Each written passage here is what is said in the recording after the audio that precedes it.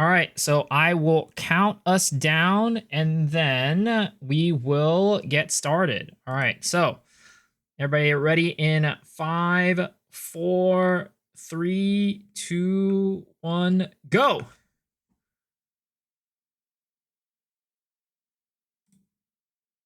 All right, here we go, guys. As I've mentioned, and we were mentioning earlier, this is going to be a race between Snoobe and Cyclone Definitive. It is going to be an Act 1 through 3 race where both racers are going to be heading towards a Doriani kill. Unlike the normal races that you've seen from our professional racers, the actual events, it is not going to be going to Act 4, and also it is not an any percent race, which means that this race is going to be requiring everybody to get all of the permanent upgrades except for the Venom Crypts, because that is a little bit too RNG as the racers have deemed.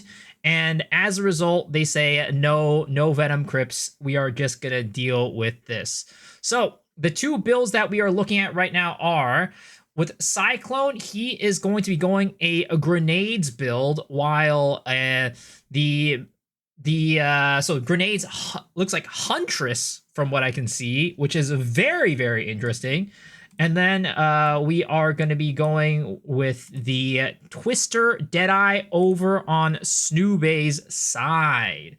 So right now we are pretty much in parity when it comes to the Bloated Miller, with Snoobe a little bit ahead, but you never know exactly how things are with a little bit of delay. But no delay accounted for. We are both, Snoobe pulling out ahead there, which isn't all that surprising because Huntress does have to deal with spears and not having the best single target with Whirling Slash. But it looks like both of our racers are done now, with Snoobe getting a little bit more rewards. Unfortunately, no weapons for either of them that are quite useful, though Snoobe does pick up a spear for his twisters, which is really nice. So he's going to go into Whirling Assault right now, and of course, since he's going Twisters, he is probably going to be picking up Twisters over in the Clearfell encampment. Snoobe is opting to do a little bit of a shopping trip right now, since he dropped so many items. He could sell some items for some decent gear. Meanwhile, Cyclone does speed on right ahead into Clearfell encampment. Now, the one interesting thing with the Clearfell encampment in Solo Self-Found, if you did not know this, is that it has only one layout. So while certain things like the League mechanic, as we can see on Snoobe's screen, who he has already found, is going to be a random, the layout itself is going to be the same for both players. Now, these speedruns that you've seen from, Crimson and this one right here, for example, are not seeded runs. So there is going to be some RNG when it comes to the layouts themselves. But, the actual official races that GG hosts, they actually have seeded layouts. So all of the racers are not dealing with any type of RNG when it comes to the layouts of the map. So that is something to take in mind for these, which is why these are usually a little bit, of course, not being official makes them a little bit less competitive. They're a little bit more for fun, but at the same time, RNG can play a significant factor with the amount of time it takes for each person to clear. And it looks like Cyclone has cleared Beira at the beginning, and Snoobe still has not gotten to Beira yet. He still needs to cross that bridge and get over it. And it looks like Snoobe went and opted to get the waypoint. I'm not exactly sure why he went and got the waypoint instead of heading straight towards Beira. Like I mentioned, both the players have only one layout. So every time you're running Solo Self-Found Soft Core, right now in Fate of the Vault, it is the same exact layout.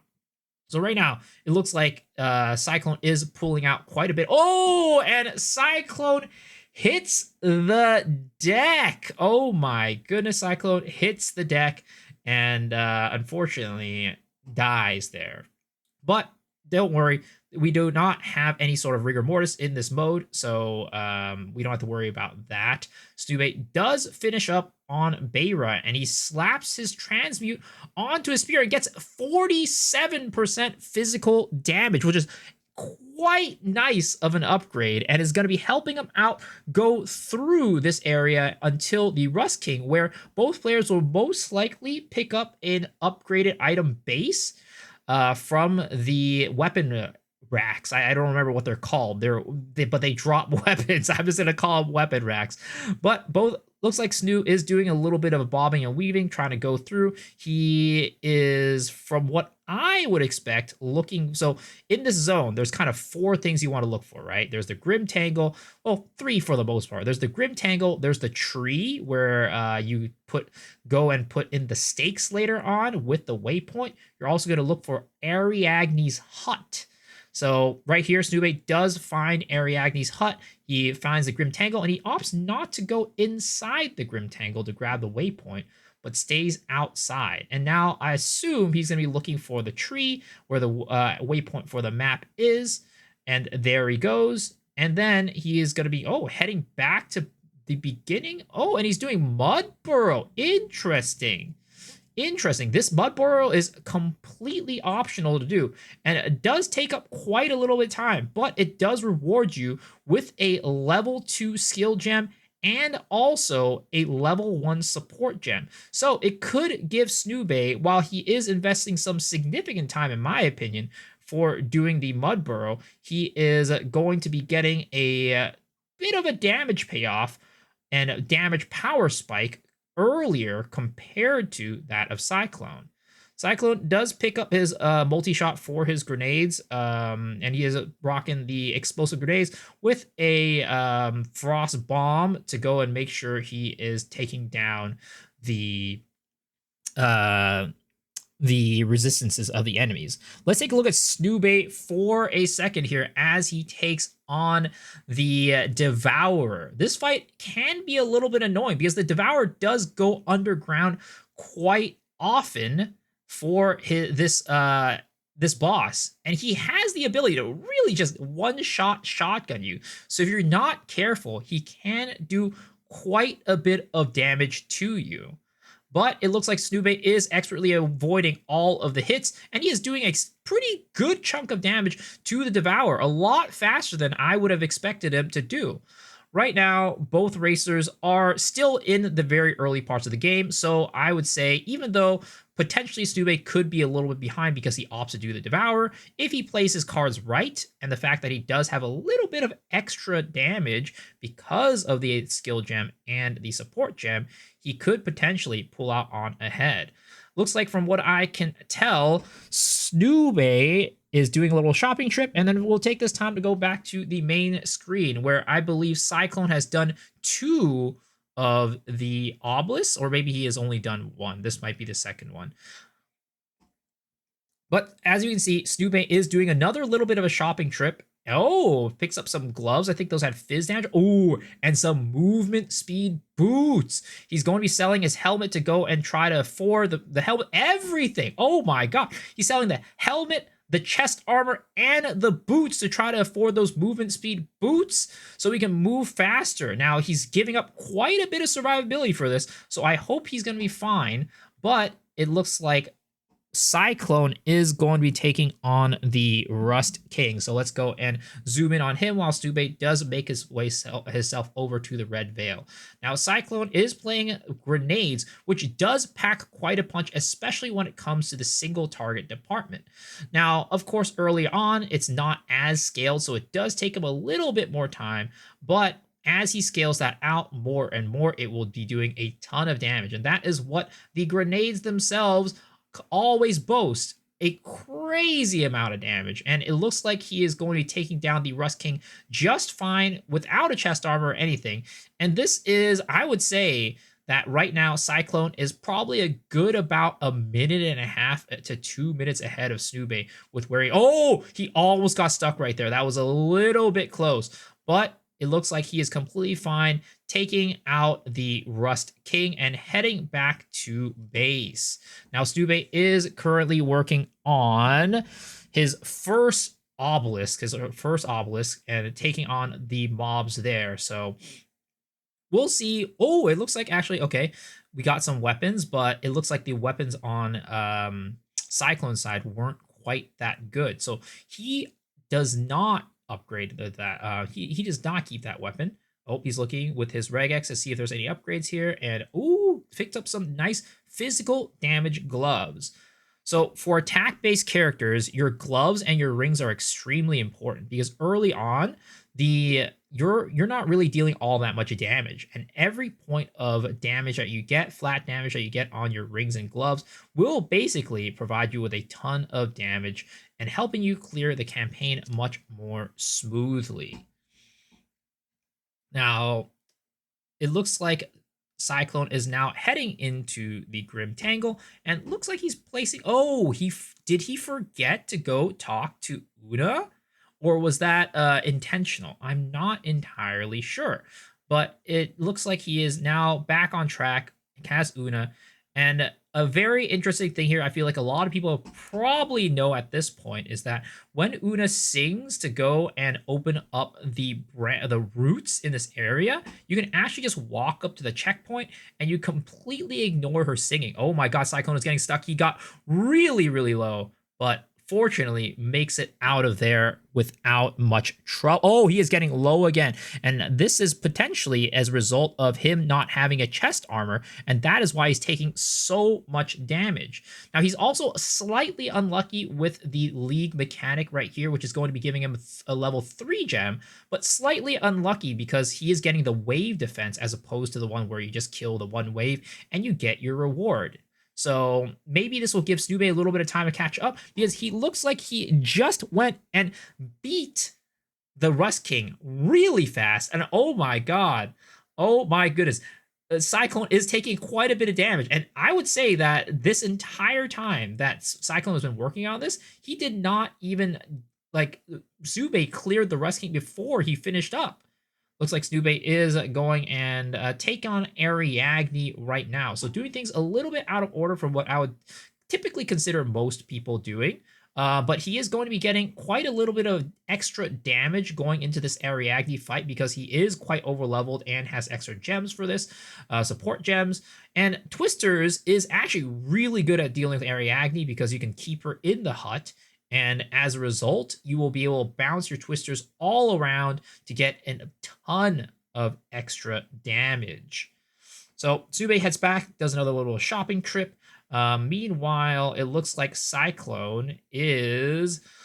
Oh, he is taking quite a bit of damage right now. Oh my god. This Grim Tangle area, those, oh, literally living on a sliver of health. Oh my god, this is looking rough. Is he gonna reset? Oh, and he does die there. That is one of the tough parts about grenades early on, is that because the grenades have such a long fuse time, you can definitely get surrounded if you're not careful, and you get and the monsters just in the Grim Tangle are so fast. The wolf type monsters are so tough, especially for the grenade class in the Grim Tangle. Oh my god, he is getting stuck again. This is not good. Ooh, oh. And the thing is, again, I don't think Cyclone has any armor. So anytime he's getting hit by some of these physical attacks by these wolves, he could be taking some stun, which causes him to flinch and not be able to move. And as a result, could lead to a chain reaction of getting hit by a ton of damage, just dying. Okay, it looks like he found the checkpoint for from what I can tell, is either the exit or the druid. I thought it looked like the exit to the fight to the druid. So I wonder if he's opting to skip the druid fight, which gives you a extra support gem.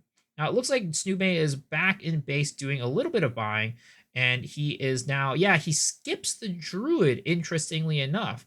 So he does not opt for that support gem. Now, Snube is just entering the Grim Tangle right now, whereas Cyclone is currently in the Cemetery of the Eternal. So an entire map ahead, potentially. But we'll see if Snube does end up going for the Druid, or if he is going to be going straight out and skipping that support gem, since he did get the support gem from the Devourer. Now, it looks like Cyclone is going to be looking for the two tombs, the tomb of the Praetor and the tomb of the consorts. And of course, here in the cemetery, you do have that chance to get the coveted iron ring. Oh, and Cyclone hits the deck once again. Oh my goodness. Well, of course, Snube being a little bit behind, I'm sure he is very happy about these developments, but it looks like that potentially could have led Cyclone to do a little bit of backtracking and help him find the Tomb of the Praetor quite quickly. Now, it looks like he is not going to be going into the Tomb of the Praetor first. He's probably going to be looking for the ring and seeing and hoping to be able to get that iron ring. Now, as we all know, we've all been there and done that, where we have gone into this cemetery of Eternals, looked for that ring, and of course, on our attack characters have gotten the Lazuli ring, which gives us mana, instead of the iron ring, which gives us the physical damage. Let's see if either of our racers are going to be getting lucky today, or if both of them are trying to save their luck for the 0.5 League launch. Okay, now it looks like now Snube is also in the Cemetery of the Eternals, catching up quite quickly to Cyclone. Okay, it looks like Cyclone is now approaching. Oh, and he gets the Iron Ring. This man has gotten the Iron Ring and potentially given up his luck for the 0.5 League start. Snoopy, on the other hand, does not opt to look for the Iron Ring first and heads into the Cemetery of the Tomb of the Praetor, which is quite interesting too, because from what I've seen, most people choose to go to the Cemetery of the Consort before the Cemetery of the Praetor, because typically Draven is a little bit harder to deal with compared to Assinia, and as a result, people usually try to get a little bit more levels before they head into that fight. But it looks like Snube opts to go in and beelines to... Oh, okay, interesting. What is he doing here? He is resetting at checkpoint. I am not entirely sure what he's doing here. Oh, I guess he tried to look for the he was looking for Draven first, and then he is going here for the League mechanic. And in the Tomb of the Praetor, you do get a rune for doing the League mechanic. I wonder if he's going to get lucky with that rune, or, oh, Iron Rune! Oh my goodness, that is some nice upgrade right there. Definitely very worth it. Now, it looks like Cyclone is opting, of course, to go to the Cemetery of the Consort first, which both of these areas do guarantee you a support gem. So it's not like one guarantees you a support gem and the other one doesn't. You will get one at both. But from typically what I've seen, people usually opt out of the support gem from the Cemetery of the Praetor and this Tomb of the Praetor, and most people go and grab it from the Tomb of the Consort instead. But it looks like the grenades are doing this quite quickly and do not really have to deal with the reflect from this shield monster, which is what a lot of people struggle with. Looks like Snube is heading back into the Cemeteries of the Eternals, interestingly enough. So maybe his whole plan was to go and find Draven first, and then says like, hey, I'm going to go and get some extra levels after finding him, and then later on I will challenge him after I am done with the cemetery and also maybe heading into Sidia, or he's just looking for the ring right now. But either way, our players are pretty close neck and neck. Looks like Cyclone is opting to do the League mechanic over in the Cemetery of the Consort, which will award you with an amulet. It looks like he gets a Jade amulet, which in my opinion is probably one of the worst amulets to get. Ideally, you do want to get the Amber amulet because it gives you strength, which is a stat that neither of our players are using as their main stat, but also strength gives you HP, which is really important for survivability early on in the campaign. Now, it looks like Snube has finished getting his League mechanic out in the Cemetery of Eternals, which does give you that Regal Orb, and he is heading into the Tomb of the Consort to take on Assinia right now. My guess is he's going to take on Assinia, then he's going to teleport out and then head to Draven immediately after. And he is also opting to get the support gem here. Now, we are going to go and head into our Assinia fight over here. And of course, Cyclone is dealing with this quite easily. He is not struggling whatsoever and making quick work of it. Of course, dropping those frost bombs to go and get some exposure onto the boss to reduce those resistances to make sure the fire damage from the explosive grenades are doing a maximum damage potential. And it looks like the Asinia fight is now over in quick work. As we all know, the grenades are very strong at clearing bosses a single target. All right, so let's head back to the big screen here. And after that, it looks like he is going to be heading straight over to this Tomb of the Praetor to take on Draven. Meanwhile, Snube is still here in the beginning parts, and it looks like Snube is changing up his build a little bit from what I would say is the typical build that he does for his twisters. Normally he does go and take the Fangs of Frost and does parry to get the extra cold damage for his twisters, but it looks like he's opting not to do that and potentially just going raw dog into the regular twisters without any of that cold damage, which is a very interesting choice. Cold twisters give you 50% more cold damage, which is quite a bit of damage, and he opts to not do that. So it looks like, okay, he gets the Azure Amulet, which is going to be giving him some mana regen. Oh, interesting. So he's not going to take on either of the bosses in this situation. I wonder why. That is a very curious decision. I wonder if this is some strategy that he has developed himself that he thinks is going to lead him to a faster run, but this is something that we don't typically see from our racers. The classes that are being played right now is a Huntress on the crossbow and Deadeye on the twisters right now. All right, it looks like we're going to head over and watch Cyclone take down Draven. Of course, Draven, again, going down pretty dang quickly to the grenades. Oh, dropping really, really low. Okay, it looks like Snube has opted to, let's see. So how is Snube doing his single target right now without the chilled ground? It looks like he's just doing plenty of damage without it, honestly. Probably all the support gems that he has gotten, the extra support gems from doing Mud Burrow, and also potentially some of the extra levels he's getting from not doing the bosses immediately, but clearing out the monsters in between has given him enough damage to be able to clear the bosses relatively quickly, even without that cold multiplier from the frozen ground, the chilled ground. But it looks like now Stube again is still a little bit behind. Oh, and he does also get an Iron Ring and gets strength and maximum life on it. Very, very high survivability ring right there. He's going into the Mausoleum of the Praetor, and he is going to be taking on Draven, while we do have Cyclone taking on Lachlan right now.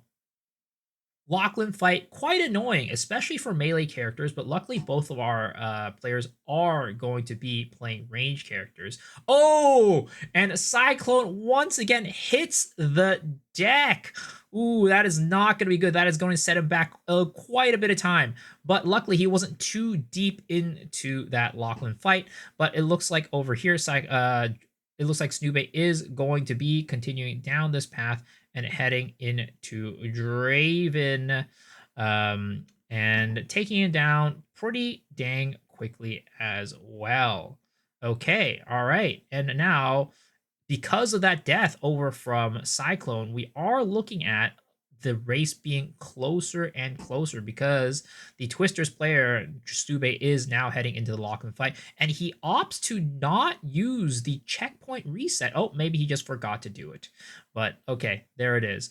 He used the checkpoint reset to make sure Draven or Lachlan does not do his role playing and heads straight into his boss fight phase. Now both players are now at the Draven. Oh, okay. Snube does have Fangs of Frost. Never mind. But I do not see it on his bar, but he does have Fangs of Frost because he just used it right there. And as a result, now we do have Cyclone finishing out with his fight. Stube is almost at half health with his Lachlan fight. And oh, takes a big hit, but does not die there. Okay. And it looks like Cyclone is heading back for a little bit of a shopping trip, but that is letting Snube catch up pretty quickly because he also kills Lachlan just right now, getting that level 3 gem off the ground, which is pretty nice for his skills. And he is going to be heading back to base as well, probably for his own shopping trip to see what he can pick up. Okay, so it looks like he is going to revive. No, it doesn't look like he's going to revive the hooded one. I don't think he took the ring, did he? But he's going to go do a little bit of shopping. Unfortunately, does not find any new weapons. And but he does have a weapon in his inventory, but that one, it looks like he sold, potentially not as good as the current one that he has. Ooh, 41% fizz. That is a pretty dang nice roll. The crit damage, not quite important, but the fizz is going to serve him very well. And he opts to, I think, okay, he opts to spend the Regal Orb, and let's see what is he gonna get right there. Oh, and he gets +1 to projectile skills. Oh my goodness, that is a pretty dang good roll. That is a nice and juicy spear right there. And he quickly slaps on the Iron Rune onto it as well. All right, now we are cooking with fire, boys. Snubei is, while being a little bit behind, does have that nice juicy weapon to head into the hunting grounds with, to go and potentially try and catch up to Cyclone. Now, Cyclone is going to be heading up Dead Growl, which is the rare bramble here in the hunting grounds. And by doing this, he is going to be guaranteeing himself a nice little support gem.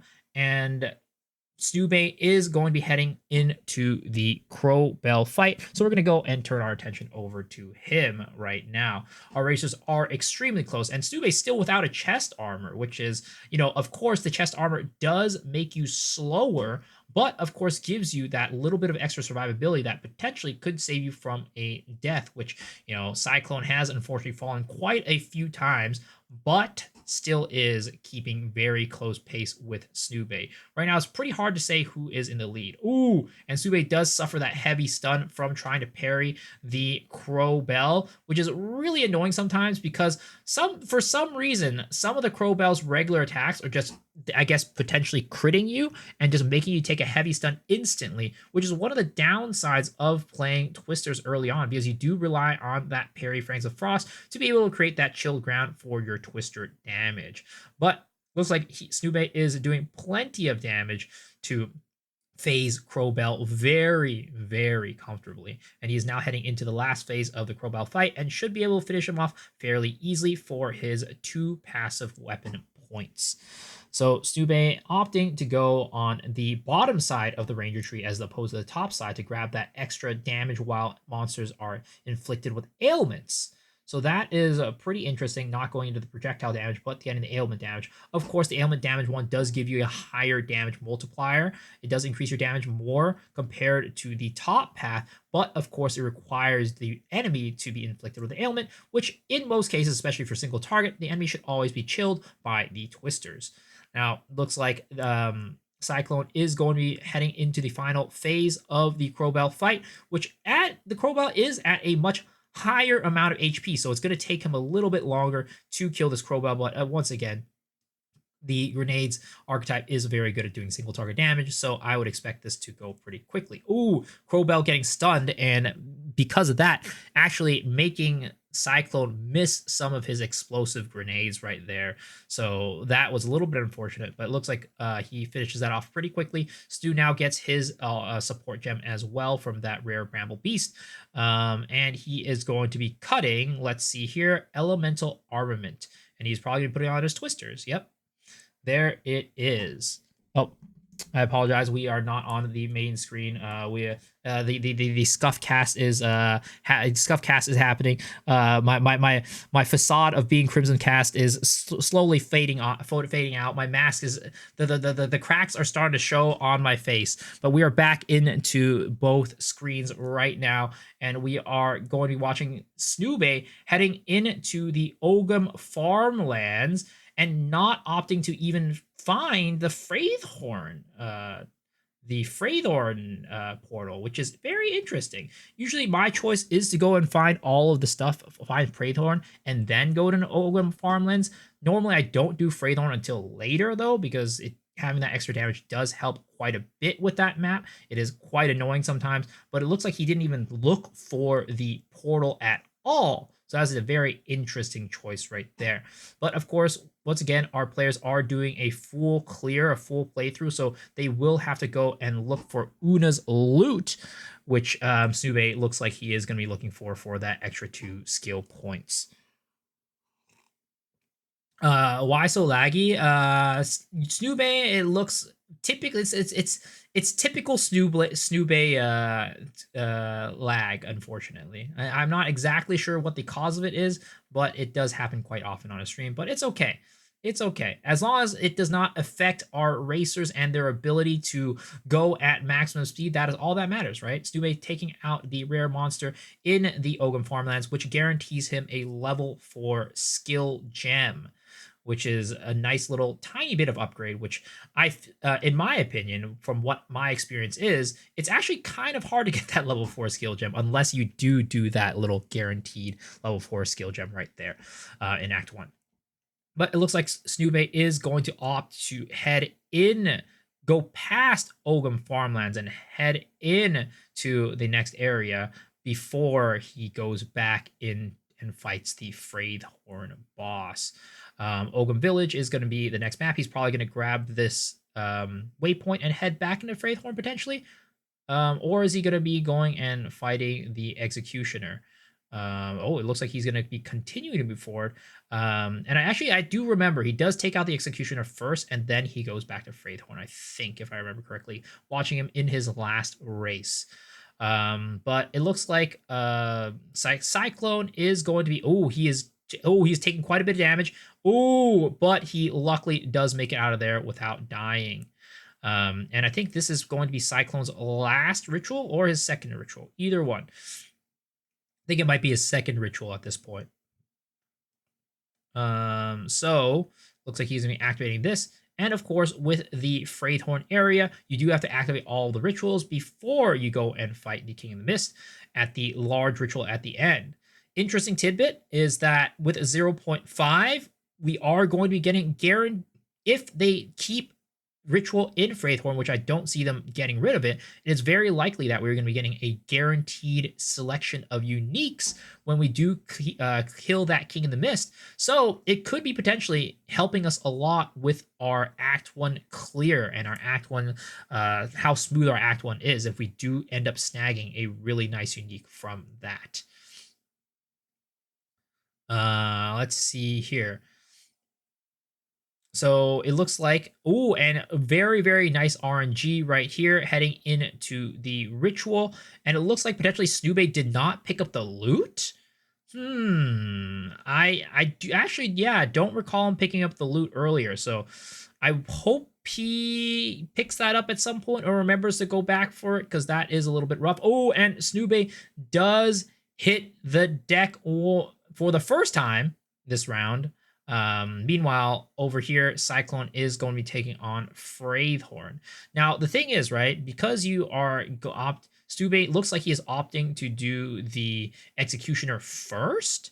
He is not going to be... He's going to be a little bit under-leveled, potentially, compared to if you were going to do Fraythorn.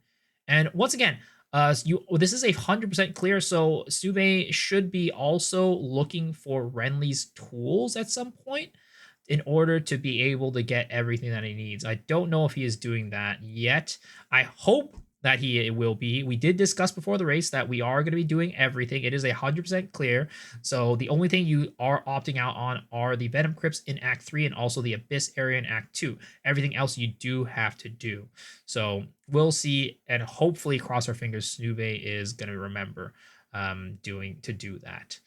But it looks like right now, of course, Cyclone is going to be doing his King of the Mist fight. Meanwhile, Snube is doing his Executioner fight. And interesting enough, Snube does stand in the corner over here to try and get his items sorted while the Execution is doing his start. And this is a very, very, very great way to play Huntress. Snube is a very well-seasoned Twister player, so he knows how to do the maximum damage. As you can see, he puts the Executioner in this little corner right here because there is so many walls in that area to allow the Twisters to bounce around and do a ton of damage, instantly killing the Executioner. Oh my goodness, that was a lot of damage. And that definitely sped him up quite a bit in this first area. Now, picking up the level 5 skill gem is very important here from Lettuce because Snubei will most likely be going Frost Tip Arrows, which is a core part of the Twister's build,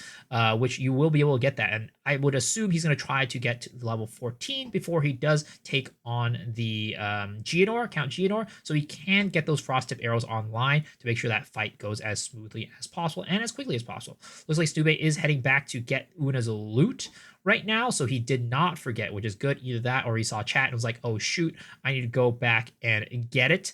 But it looks like he does have the Una's loot right now, drops the quarterstaff, and he's picking it up for the extra 2 skill points. So at this point, it's hard for me to really say who is in the lead, but it is definitely close, very, very close. Of course, Snubei opting to go and finish the Executioner first, and then heading back to Fraythorn is what I would assume. And meanwhile, it looks like Cyclone is just now heading into the Ogham Farmlands. So Cyclone, kind of, I would say at this point, a map behind, but Fraythorn is one of those maps that can take forever for you to go and explore. So we'll see how things play out there. But once again, that other thing, oh, never mind. Snubei did get the Renly's tools. Okay, good. He did get Renly's tools, so yeah. Oh, and he cuts a nice 3 to 6 physical damage pair of gloves with attack speed on him. Attack speed is extremely good for Whirling Assault and Twisters because the faster you attack with your Whirling Assault, which you do need to do 3 charges of Whirling Assault, right, to be able to get the maximum radius and maximum charges for your Twisters to come out fully empowered. So the more attack speed, the better. And getting those gloves was very nice. 2 very premium stats for the Twister gameplay. It's the Whirling Slash, indeed. Looks like Snubei picks up a nice little lucky support gem right there. Get himself a little bit of extra damage. And he also gets another one from the League mechanic. So a nice little power boost here. Once again, Snubei, I think probably the thinking behind doing Fraythorn so late is because Twisters does not do all that well against the King in the Mist because, as we discussed earlier, the parry Fangs of Frost is what allows Snubei to create the chilled ground for his Twisters to do extra damage. But the King of the Mist actually does not have all that many attack patterns that allow you to do parry.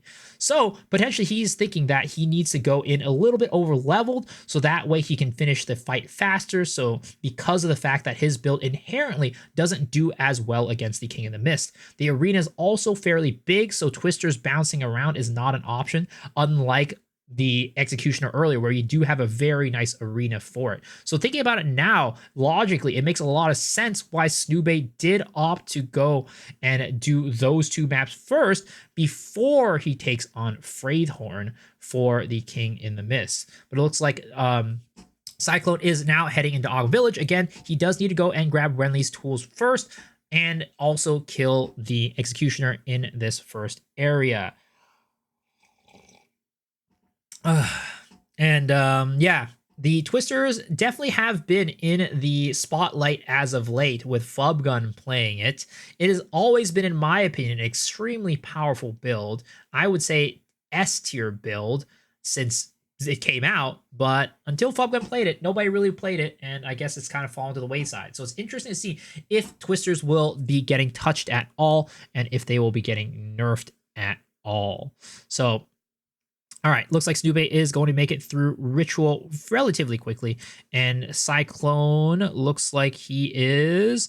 did he reset right there or did he log off? I couldn't quite catch that. But he is making his way through Ogham Village looking for Renly's tools, which is usually in this bottom left-hand corner for solo self-found Fate of the Vol softcore. Let's see right here. He looks like he finds Renly's tools fairly easy and gets himself a blank room and an artificer's orb as well. So he's probably going to be putting that in to an iron rune so he can get more damage later on for his weapon. I'm not sure if he has an iron rune on his weapon right now yet, but at some point he definitely will be putting that on there if he hasn't already. So it looks like he is heading into the Executioner fight. Meanwhile, Snube is in the King of the Mist fight. Let's go and zoom in on Cyclone for now because he is starting the fight first. And of course, once again, making quick work of the Executioner. Grenades doing an extremely high amount of single target on his grenades. And it looks like he is going to get through this quite masterfully and heading on. Meanwhile, Snube is now just starting his fight with the King of the Mist and doing and absolutely chunking down the first phase of the boss. So it looks like both players are fairly close. I would say that at this point, it seems like I would say Cyclone still has a slight lead right now since he has done Wraithhorn and also has done Executioner, which is where Snube got up to before he went to Wraithhorn. But as I mentioned earlier, there are not that many parry opportunities for Snube in this fight, so it can be a little bit tough to deal damage. As you can see, most of his twisters are not empowered. They are not icy, so he does do a lot less damage there, but he does end up killing the King of the Mist and walks out with a nice nothing. A nice nothing. All right, let's go and head back to our split screen. It looks like now Cyclone is heading into the Manor Ramparts, both players making their way in, but Cyclone already in there, already blazing through at maximum speed. Meanwhile, Snube is doing a little bit more of shopping himself to see if he can better equip himself. Of course, this is an Act 3 run, as we mentioned at the very beginning. So while Snube is a little bit behind right now, it doesn't really, there's plenty of time and plenty of chances for Cyclone to make it back, or Snube to make it back into the lead, catch up and potentially beat Cyclone and get back into the lead.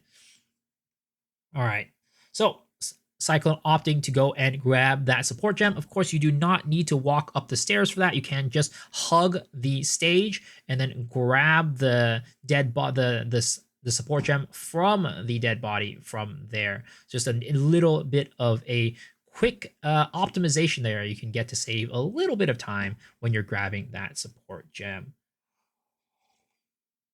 All right, so it looks like Cyclone is going to be opting to do the League mechanic here in the Manor Ramparts, which gives you an uncut level 5 skill gem. So I guess he deemed that it was the fact that he did find it on his way to the Ogham Manor. He felt like, hey, it's worth it for me to go grab that for that a little bit of extra damage for my higher level gem.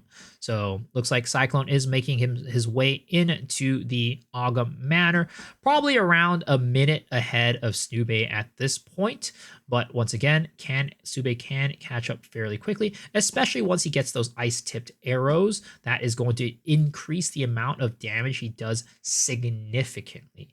That is something that he is getting. And the thing is, for somebody like Cyclone, and Cyclone, as we are speaking about him, does fall to the ground. And now both of our players are in tow, neck and neck. I would say they are both at the same point right now, especially given that death from Cyclone. Though Cyclone does have a little bit more of the map explored out, it doesn't really matter because the monsters do respawn when you die. Now, Cyclone is going to be opting to do the League mechanic here in the Ogham Manor, which gives you a guaranteed Orb of Alchemy, which could help you craft a much better weapon going into the Count Geonor fight, or he might opt to save it for a future weapon. Now, looks like Snube is going to be going and doing Candlemas first, instead of doing the tech where he does go and do Geonor first, and it goes back to Candlemas when he's yapping. Not sure why Cyclone decided to go into the Vol Temple right there. A little bit confused about that. Potentially a misclick, but Snube is going to be finishing up Candlemas very, very quickly, and Candlemas will fall right here.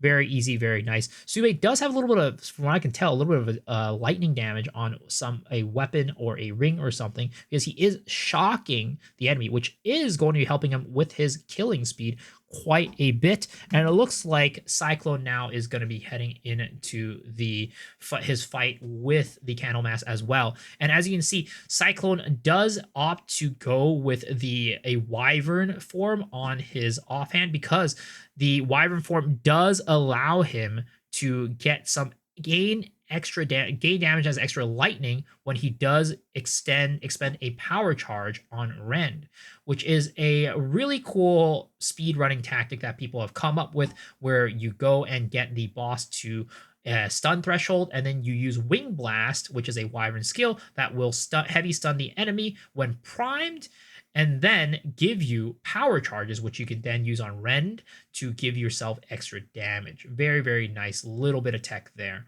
But both players are now continuing down after feeling Candlemass. Neither players deciding that it is worth it to go and do the Candlemass later on when the boss is yapping. Now, I do know that Snube prefers to just not even care about the loot that he gets from Count Geonor, so that could be a potential reason why he does not go for that little bit of tech there. But I'm not sure what Cyclone's perspective is on that. But it looks like Snube is heading down to what I believe is the last and final floor of the Ogham Manors before Count Geonor. So, quite a bit ahead at this point. But of course, pretty in all, like in the big picture, still relatively close. Okay, it looks like Cyclone did get a little spirit gem drop there to upgrade his. Looks like he opted to go with Wind Dancer. Interesting. I feel like most, from what I've heard from Crimson, who does play grenades, he prefers going Herald of Ash instead of anything else. Some other crossbow players prefer going Attrition. So very curious about the Wind Dancer choice for the Spirit Gem for Cyclone. Okay, so it looks like, Cyclone did suffer a little bit of a fall there and has to respawn at checkpoint, which is making the gap between Snube and Cyclone a little bit. Oh, no, he does log off and log back, and he does not go back to the checkpoint. Interesting. Okay, so it looks like Snube is going to be in his, in the Count Geonor fight right now, and making quick work of Count Geonor right now. He is going into his second phase. Meanwhile, Cyclone again is going to be staying. He's not going into the fight. He's going to be opting for the strong box, potentially because he's not high enough level to get the level 5 skill gem. I'm not entirely sure what level he is, but that is one of the reasons why I can see he's going for that strong box instead of heading straight into the Count Geonor fight. But Snube, meanwhile, is going to be doing the Count Geonor fight right now, and he is waiting for, now finished with his little monologue and going, with the big parry on that backswing. Snube doing a ton of damage onto Count Geonor. Okay, and it looks like Count Geonor is going to get frozen here and potentially stunned right on after, which is a lot of CC time for Snube to just wail on a Count Geonor. Is Snube going to be able to get enough damage to kill him before poetry phase? It looks like he is going to be able to do that and does not have to go into poetry phase at all. Wow, that is a lot of time snaved by Snube, and he finishes Act 1 at around 47 or 48, around 47:55. So under 50-minute clear. So pretty dang good. Snube as in Act 2, and Cyclone looks like he is going to be heading into the Geonor fight right now. All right, Snube quite a bit ahead right now, and if Cyclone does go into the poetry phase, that is another thing that is going to set him back quite a bit far back. But of course, as we mentioned continuously, the crossbows player, the grenades player does have a significant amount of single target damage. So he could be just blasting Count Geonor down really quickly and also skipping that poetry phase. But Count Geonor now going into his monologue and not phasing, which I really wish that GGG would fix to where you did not have to dodge his attacks while he is monologuing. Just get on the ground, sir. Get on your knees, and if you want to yap while you're on the ground. Don't make me dodge your attacks while you are swinging your goddamn sword around. But it looks like he is now phased, and ooh, a significant amount of damage right there on the first volley of grenades. Heading quickly into the stun and opting to not use the Rend Wing Blast. And oh, he is heading straight into the poetry. Is he going to be able to kill him before he phases into poetry? No, he is not going to be able to kill him before poetry. Oh my god, this is going to be setting our competitor here, Cyclone, back by quite a bit compared to Snoobe, who is now merrily on his way through Act 2, heading into his first boss fight there. All right. Well, let's see here as he dodges around very masterfully, not getting hit by a single one of Count Geonor's dashes. He is able to go and make quick work right after the poetry phase. Quite unfortunate that he was not able to kill Count Geonor before poetry, because he lost quite a bit of time there. And he also did not use the Wing Blast tech, is one thing that I did also notice right there. I don't know if it could have been the difference between him killing Geonor before the poetry phase or not, but that is something to note, that he did have that at his disposal and decided to not do that. And once again, it looks like both players did decide that they did not want to get the equipment rewards from Count Geonor after he dies, because of the long monologue to save time. All right, so both players now in the Vasitri outskirts, making it through to find Wrathbreaker, who is the boss of this area. Looks like Snoobe is on his way there, finding that long corridor passageway, which is indicative of where Wrathbreaker is, and he pounces over the ledge to get the fight started. Now, this is definitely one of those noob killers, but of course, our players are not noobs. And oh my god, Cyclone found Wrathbreaker so quickly.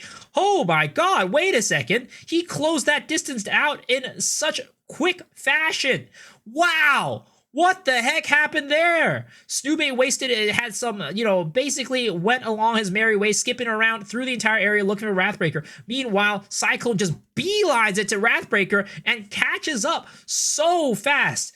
Once again, guys, this is why you cannot count them out, even though potentially one looks like they are way ahead of the other. And both players kill Wrathbreaker at relatively similar times. All right, Snoobe now unlocking the power of Barrage, though, which is going to be significantly increasing his single target damage potential, which is another tool in his toolkit that he's going to be able to use to clear these bosses faster.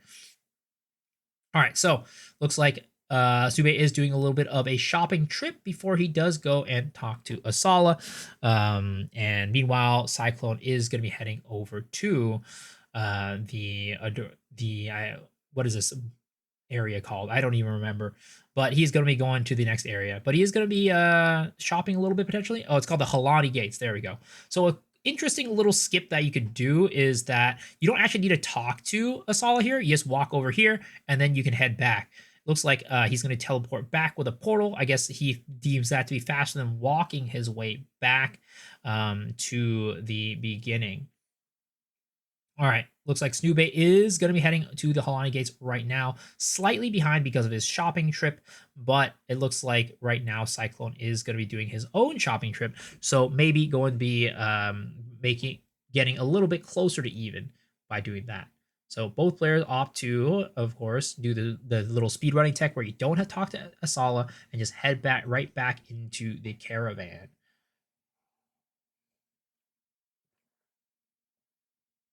All right, so it looks like Cyclone is heading into Modun Quarry. First one in Modun Quarry. And interesting little tidbit about Modun Quarry, if you guys did not know, is that Grinding Gear Games has made it so that the Modun Quarry does have a much higher drop rate of blacksmith's whetstones and in this area. So if you are ever doing this in a Leaguestart, you can actually farm a good bit of whetstones in this area to either make your character stronger, or earlier on in the trade league, whetstones are actually worth quite a bit, so you can make a little bit of money off of this just in the campaign. Little interesting tidbit right there.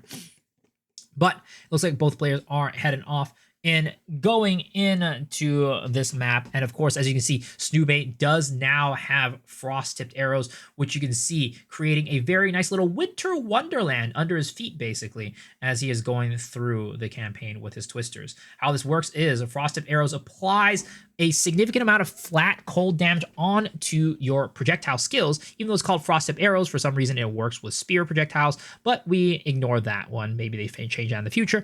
But either way, it does apply that cold damage onto your projectiles, and then because you're applying cold damage, that allows you to easily freeze enemies. And with those frozen enemies, he uses a support gem called Frost Nexus to be able to create the frozen ground under the enemy's feet after he freezes them to allow him to get those easy frozen twisters, which again gives you 50% more multiplier for his twisters. And it looks like Sume did suffer a little bit of fall there, but luckily has enough survivability to not die in that area. Spheres use arrow tips. I mean, I guess in GGG, in Path of Exile, they do. I mean, it is a just the tip type of situation, I guess. So as long as you so wish to use it, you can. Now, it looks like the crossbow player over here with Cyclone is going to be doing the League mechanic, grabbing his level 5 Spirit Gem from that League mechanic and heading on down forward beyond into the boss. Just the tip, exactly. All right. So looks like they are, again, neck and neck right now. Both Snube and Cyclone are really, really close to one another. Snube looks like he did he do a big old wraparound in this situation that I'm looking at on his mini map? Because it really does kind of look like he did a big old wraparound. He was very close to the beginning right there. Unless I am mistaken. So that is a little bit unfortunate for his situation. But they're both, once again, heading down into the new area. Sube does get a nice little weapon upgrade right there, but it looks like he does find the next area into the Modune Mine. All right, so very, very nice there. He probably, and then it looks like Cyclone is still in the quarry. He has not found his way to the mine yet, so a little bit behind, and he is opting to do the strong box again. Interesting. I wonder why he is opting to do the strong box once again. From what I've heard from speed runners asking Angormus, usually players only do strong boxes if it is a researcher strong box or if they deem that they are really behind on items. That was not a researcher strong box, so I'm curious as to why Cyclone decided he wanted to do that. All right, here. Now, the Stube, oh, there it is. As you can see, like I mentioned, right? Researcher Straw Box does give you quite a bit of currency, so you can go and do that to give yourself a nice little bit of extra damage when you are trying to craft on your weapons. So that is very nice right there. It looks like Cyclone is now heading into the Modune Mines to go and try and catch up to Snoo in his quest for victory here. Doing a little bit of inventory management while he heads down the little animation of going down the elevator. Okay, it looks like this time, right, Cyclone sees the League mechanic and decides he does not want to do it. Looks like that is an interesting choice because Modune Quarry does give you, Modune Mine does give you a level 2 uncut support gem.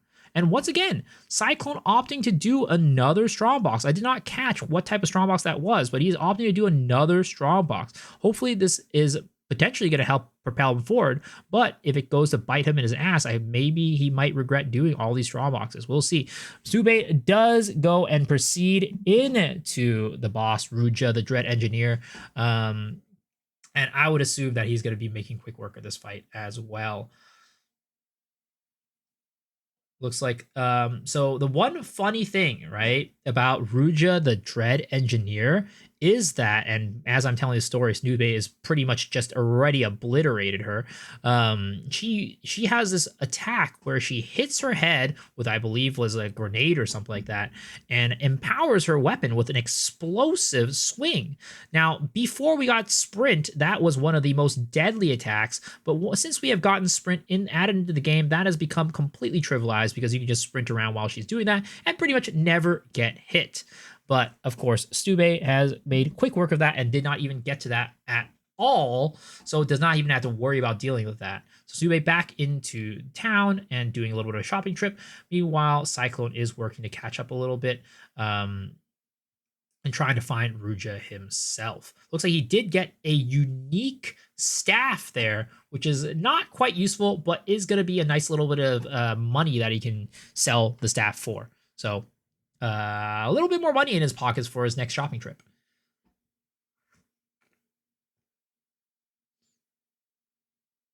All right. Snube unfortunately did not get any upgrades to his weapon. So he is going to be heading off back into the Halani gates to head to the next area. I wonder if he is going to be doing Balbala, because Balbala is not required, but she does give you the Baria, which both players have agreed that they do need to do at least one Trial of Ascendancy. So I wonder if he's going to be taking on Balbala to get that Baria, because you do have a guaranteed Baria later on in the campaign in Act 2. So you don't have to fight Balbala, which is quite an annoying fight, to be honest, for most players. But it looks like we are into the Ruja fight over on Cyclone's side, and he does opt to use the Wing Blast Rentec this time. Once again, she is doing the little bit of a swing right there, so Cyclone is opting to play a little bit on the safe side and run around and not try to tank her hit. And of course, she now goes down. Stube is, however, heading into his Balbala fight, so not opting for the Baria later and taking on the boss right now to get that guaranteed Baria. But hopefully, now he does freeze Balbala very quickly and is taking her health down quite fast. As we all know, Twisters does do quite well in the campaign, so of course, Stube taking her out very quickly and does not waste too much time there. All right, Stube does find spears on the ground, 2 spears, and he gets 6 to 11 fizz and accuracy on the other one. I wonder if, he does not even opt to put an augment orb onto that. His spear he has deemed to be much better than that, and just throws it away onto the ground. Absolutely have no trouble, have no care in the world about littering in the world of Ray Class. I wonder if all these items on the ground in the world of Ray Class bother the citizens at all, or if they have some nice folks coming around to clean it up. These are some things that we'll never know in the world of Ray Class. How do these items just spawn and disappear and nobody cares, has a care in the world? Nobody knows the answer to that, but it looks like Stube is now heading off into the next area through the Halani gates is where he is going to be trying to head towards. Meanwhile, Cyclone is traveling through the Trader's Passage for the first time right now. And once again, I wonder if he is going to be taking on Balbala at all. And he hits the ground from his sprint. So he is opting to log back to character and then coming back on so he does not suffer the penalties of the heavy stun that he gets when he trips and falls onto the ground. But once again, as I was saying earlier, I wonder if Cyclone is going to be choosing to kill Balbala, or if he opts to skip her until and does not decide to do the fight, because Balbala is quite mobile and the grenades do have quite a bit of delay before the fuse time does expire, causing the grenades to explode. So it could be a tough fight for Crossbows in that regard. So I would not be too surprised if he decides, hey, this fight isn't worth it. It's going to take me too long to be able to kill her and wasting my time. All right, so Stube is making his way through the Halani gates, heading into his first Jamanra fight soon, while the Cyclone is going to be going through the Trader's Passage. In these little tight quarters areas, such as the Halani gates, I feel like this is where the Twister's character does shine quite a bit. Of course, Twister's is always really good. Okay, look, so it looks like Cyclone does not opt to kill Balbala as I predicted, and is going to be doing Balbala later. Both characters now at the Halani gates. And proceeding down, Stube is opting to kill the rare at Halani gates. Interesting. Potentially saying that maybe he wants a little bit more gear. This rare here does not really guarantee you any special items, just a rare item. So interesting choice that he does there. Unfortunately, he does not get anything from the rare there, but he does get quite a bit of loot from the interactables in the area. He's was trying to fish for a better spear, which he does get 62% fizz on his spear. He does not opt to use it, so potentially his spear, I don't know what's on it, but potentially his spear is better than the 62% fizz that he got on his. Oh, wait a second. Is he opting to use it? He is comparing the damage. He is seeing which one is better. He is doing his mental maths, and he decides to give up and not do the mental math because he has some monsters wailing on him while he is trying to do a little bit of comparison.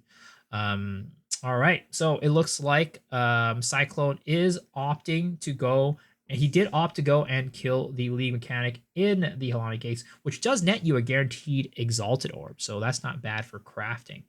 Right there, Cyclone did something very interesting that some of you guys might not know why he did that, but he reset at the checkpoint near this little part right here where Asala does go and spin the little pulley. Now, what ends up happening is, and I'm sure a lot of you guys have run into this, where Asala sometimes does not show up there because she's preoccupied with fighting some enemies in the back. So a good way to avoid that is by doing that, where you find the checkpoint right in front of the area, resetting a checkpoint, and then Asala does come to you. So if you do ever run into that issue in the campaign yourself, you now know that you can just do that to get Asala to come back to you to go and allow you to proceed in that area. Asala is always a tourist. Yeah, she's out there looking at the sights. She ain't following you.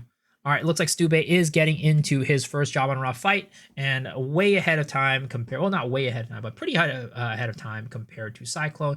Once again, heading into this fight and making quick work of Job on Raw. Oh my goodness, he just melted. But it looks like, okay, it looks like Cyclone has also made it into his Job on Raw fight as well, and is doing, not nearly as impressive damage as that Cyclone did. But of course, in these small little areas, the Twister character does benefit a lot because the Twisters bounce around a ton, doing maximum damage to the boss. Meanwhile, the grenade is just a very consistent amount of single target damage all the way through, not really caring about the arena of the fight at all. All right, so Stube does make it out of that fight and is out of that area already, heading back into town. Moves so much as well, very hard time indeed. So it's very hard for the crossbows character for a fight like this. Meanwhile, the Twisters character literally just has to throw his Twisters, and they basically automatically will home onto the boss because the arena is so small. So Stube does opt to go and replace his old spear with the new one that he got there with the physical damage. I believe it was physical damage and attack speed, which again, attack speed is very good for Twisters. So I'm not surprised there that he opts to go for that. Looks like Stube did do a little bit of shopping from the boots. Didn't really upgrade the movement speed there, which he does have a 15% movement speed pair of boots, which is very, very nice for the campaign and making sure he is clearing as fast as possible. 15% at this point is going to be the highest amount of boot speed that you can get on any character. So that is a very, very nice roll on his boots. Obviously, he still has him blue, doesn't really have anything else other than movement speed, but for our players who are this skilled, honestly, the defense does not matter all that much that you get you get them boots, and they are just going to opt out with the damage. It looks like Cyclone doing a little bit of an upgrade for his gloves right there. I couldn't really catch what he got. Looks like he got a bunch of flat damage on that crossbow, deeming it to be an upgrade over his current one, and goes and buys that. Now, both characters are now in Keth, heading into the this area, which in this area from the boss, you guarantee 2 weapon set skill points. So it is very nice. And also from the League mechanic here, you get a guaranteed gem cutter's prism. Not super important in my opinion for a race, but it looks like Cyclone opts to get that. So looks like Stube is well on his way into the Cabal the Constrictor fight. And once again, in these combined areas, Twisters do very, very well. Of course, there are little holes in this arena, so not quite as enclosed as the Job and Raw fight, but still very advantageous for Twisters. And it looks like he kills Cabal very, very quickly. And gets himself a absolute gigantic spear, 104% physical damage with flat fizz, and I believe attack speed. The only thing you're really missing right there was the levels 2 projectile skills. Oh my goodness, Stube is thanking the gods, is counting his lucky stars right now, because that was an absolutely gigantic gigantic spear. Holy! Stu has been getting some crazy weapons this run. Man, I hope that does not affect his 0.5 league start luck at all. But Stu making his way through the Keth into the buried shrines. That takes to the end game. Oh my god, dude. This is the Lost City. Buried Shrine is the next map. Now, the fun thing about this is before these league mechanics, you used to not get a lesser jeweler orb until Act 3. But since they have all these league mechanics now with their guaranteed rewards, you can actually get a guaranteed lesser jeweler orbs in the buried shrine. So the area after this. Oh, and he does get the relic right there, which is very nice. Nice little pickup there. Because these things can be a little bit RNG, which is unfortunate. But yes, in the buried shrines, you do get a guaranteed lesser jeweler's orb. So if you are in that area, be sure to go and find. Oh my god, and Stube hits the ground as I was monologuing right there. And he gets set back quite far. No checkpoint nearby. So he has to go and hoof his way back. Looks like he is not going to be going to approach the beetle this time around, heading the other direction, hoping that he will find the next area, which it looks like he does find his way. So potentially that beetle fight, sending him back right there, has maybe even helped him clear the area a little bit faster.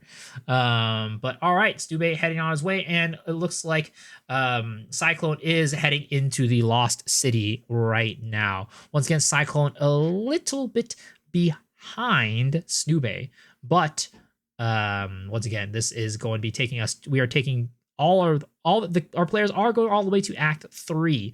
So there is plenty of time. Like, this little bit of difference is not really that significant at all. They are pretty much neck and neck in the same area. Yep, quite neck and neck, exactly. There's probably just like a 10-second difference between our players right now. Once again, okay. He clicked on the strong box. Cyclone clicked on the strong box, but opts to not do it. I was gonna say, once again, Cyclone goes for the strong box, which so far I have not seen yield much result.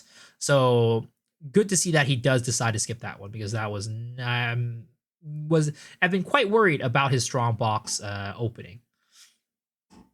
You see the level difference or EXP difference? I cannot right now. But maybe next time one of the players levels up, we can go and take a look at what their level is to go and see that difference. All right, so it looks like both players are now in the buried shrines, I believe. Yep. And once again, let's see if these players decide to go for the lesser jeweler orb, because getting that extra support gem is quite a bit of damage increase for both players. So we'll see if either of them decides to go and grab that guaranteed jeweler orb in this area. But while we are in this area of lull, of course, we are all very excited for the 0.5 patch notes. We do not know when exactly those patch notes are going to be dropping. We just know it is going to be dropping within, I would say, the next 24 hours. So yeah, we'll see about that. But also, on a little bit of the advertisement side, we are going to be having our Path to Exile podcast tomorrow in a little bit under 12 hours.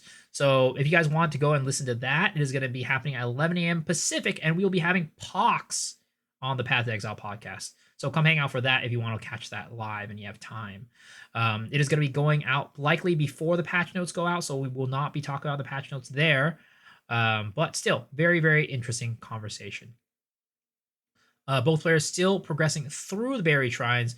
They are taking a little bit of time. Tsube does go and grab the elemental ring from the buried shrines, which is a guaranteed ring.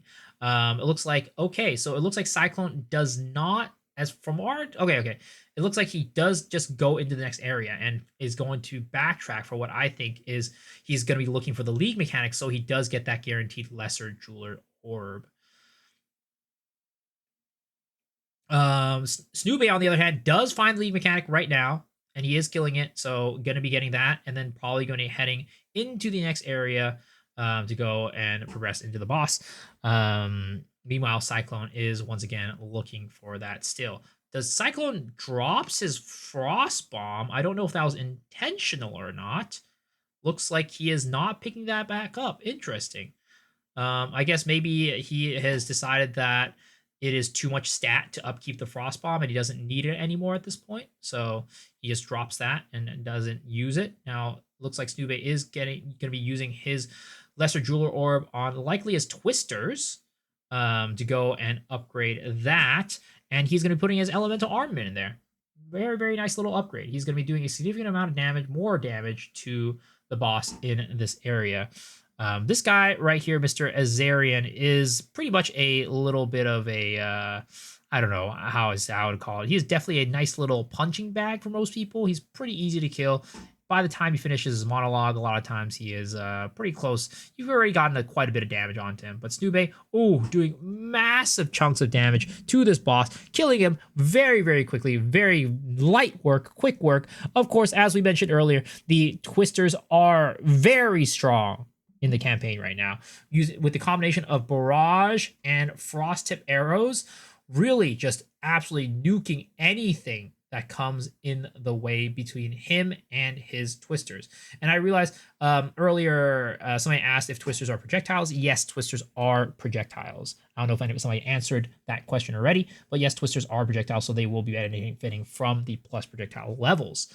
Now, Cyclone looks like he is now finding his League mechanic in the Buried Shrine, so going to be doing that to try to get his Lesser Jeweler Orb. Of course, he has found the boss for the next area already, so all he needs to do is teleport quickly to the closest checkpoint to find that.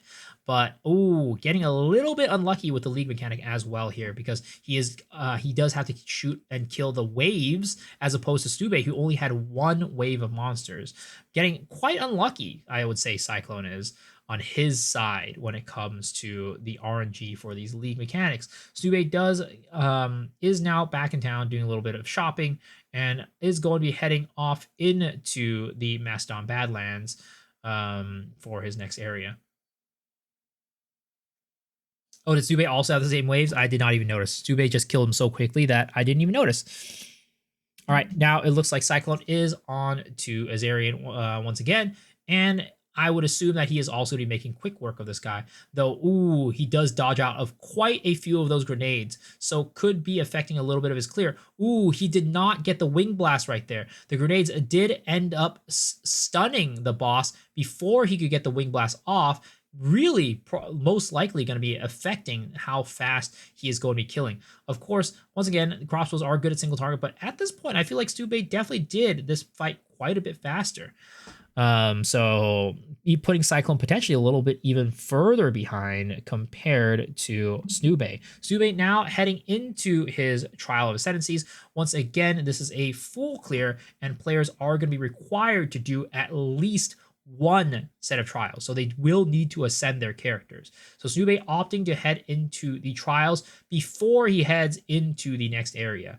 Finishes. So let's see what Cyclone decides he wants to do, whether he wants to go and ascend first or wait until, well, actually, Cyclone does not even have his Baria yet, so he cannot actually ascend. He will need to wait until a little bit later when he gets to Deshar, because that is where he's going to be able to get that guaranteed Baria when he is in Deshar. So looks like Snube is going to be heading off into the Ascendancy first. Meanwhile, Cyclone is going to be heading off on his merry way into the Mastodon Badlands. Once again, the Lightless Passage, where you get Abyss, is not required for this run, so neither players have to do that. Last time Snube was in a speed run against Wes and against Corbin, he did do the Lightless Passage not knowing that he didn't have to do it, which caused him to lose quite a bit of time. But this time around, we confirmed, and I hope he remembers that he doesn't need to do that.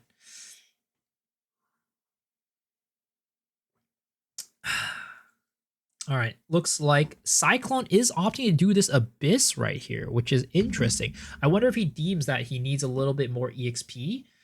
So he's doing this Abyss to catch up on some much needed EXP. Once again, this race will require both players to be at level 36 at the end.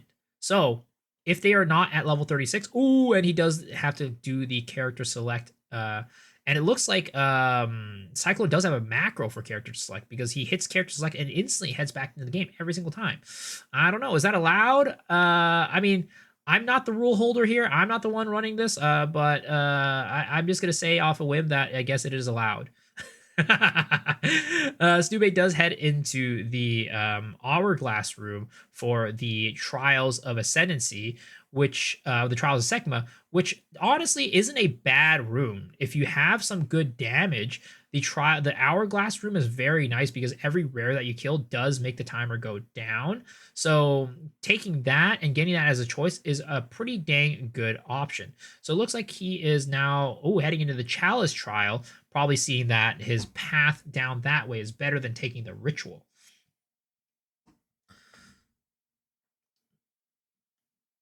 All right, here, Sube heading through this area. Once again, Cyclone is going to be in the Bone Pits now. From what I can tell, I don't think he has found the relic piece that you're supposed to find in the Macedon Badlands and Bone Pits, but I hope he does find that before he leaves, because that would be some quite unlucky if he did not, because once again, players are required to 100% clear, I believe. I believe that is a requirement of the 100% clear, is getting those relics done. So Sube makes quick work out of the Chalice room, and he opts to go for a Gauntlet room. Interesting. Gauntlet is definitely, if you're good at it, can be pretty quick, but of course I know a lot of players do dislike doing Gauntlet. Stube pretty much just taking the traps. He says, it doesn't matter, I do enough damage to clear through this without that much honor anyways. So he's just going through these traps, not giving a damn or a care in the world.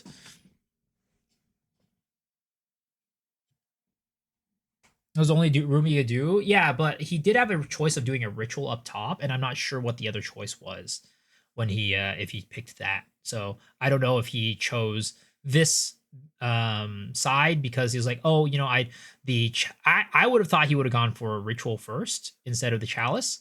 But yeah, maybe both sides were gauntlet as well. I couldn't quite catch that.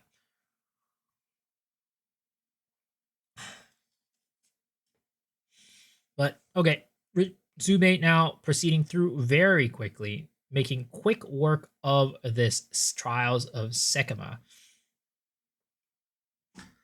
Let's see, how many maps does he have left? He has 2 more, and he does get an Escape, which is going to be another very, very quick room.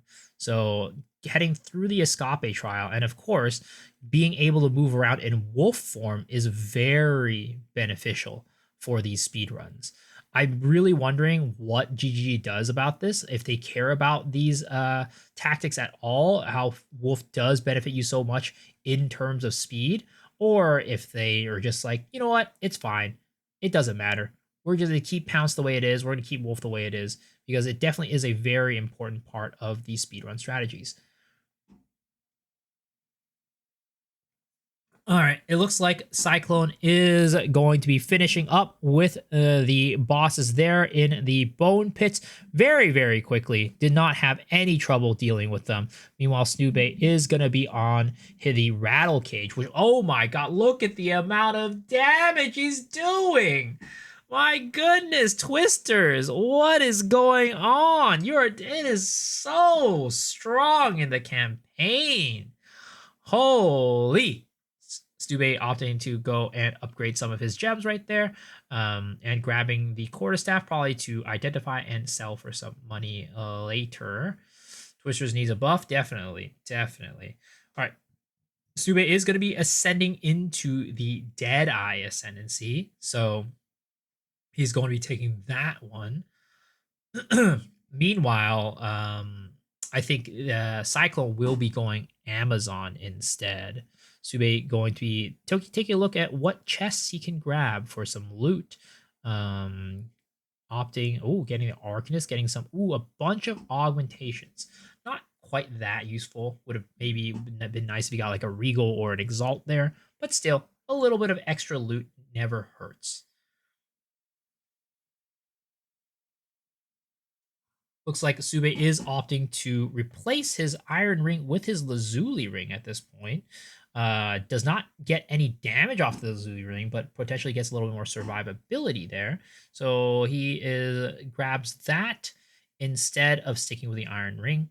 Maybe he thinks that he does. Oh, and he's gambling for rings, and he hits a lightning base ring with some flat damage. Ooh, that was a big hit right there. Wow. Not bad, not bad. But yes, he does need a little bit of strength to keep his chest armor. So I wonder what he's going to do there. I think he's looking at his runes to see if he can fix that problem anywhere. But he is heading off into the next map without doing that. All right.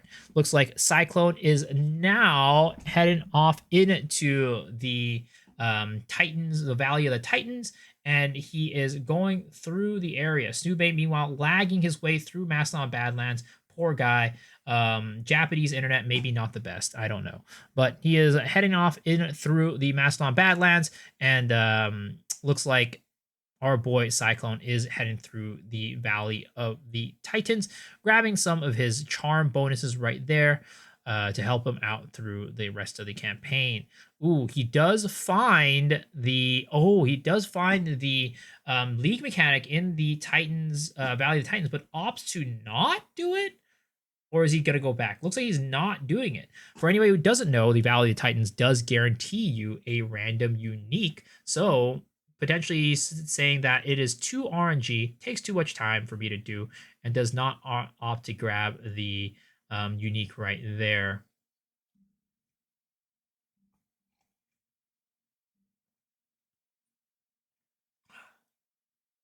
Let's see here. So Sube making his way through the bone pits. Once again, he does need to grab the little idol in the bone pits. Hopefully he can RNG into it and not have any troubles finding it, because we've all been there where we've gotten out of the Mastodon Badlands and bone pits, and oh, never mind, he finds the relic instantly as I was talking about it. All right, no need to worry about bad RNG. Stube's RNG has been on point this entire run, getting some absolutely crazy weapons, and also once again getting that relic right there with relative ease, with the greatest of ease. Who's winning? I would say right now Snube is probably ahead. Snube is, I would say, in the lead right now, because Snube has started the trial. He has done his trial of Sekimas, while Cyclone has not done it at all. And of course, Twisters, look at how much damage he is doing to these bosses. Oh my god. Did not even give me enough time to swap over to the focus cam with the amount of damage that he did to those two bosses. Man, Twisters. Does Twisters need a nerf? Does Twisters need a nerf, guys? Type yes in the chat if you think Twisters should get nerfed in the campaign, or type 2 if you think they are just fine, because that was a lot of goddamn damage. Holy. If he gets nerfed, I report you. 2, 2, 2. We got a lot of 2s. Nobody thinks Twisters needs to get nerfed. All right. Hey, you know what? I'm down. I don't mind. I don't mind. I love Twisters, man. Twisters is one of my the playstyles that I prefer. So definitely something that I think is really cool there. It's vision damage, so it's okay. I just realized I didn't start the YouTube stream until now. Oops, awkward for any YouTube enjoyers. Well, that's too bad for you guys.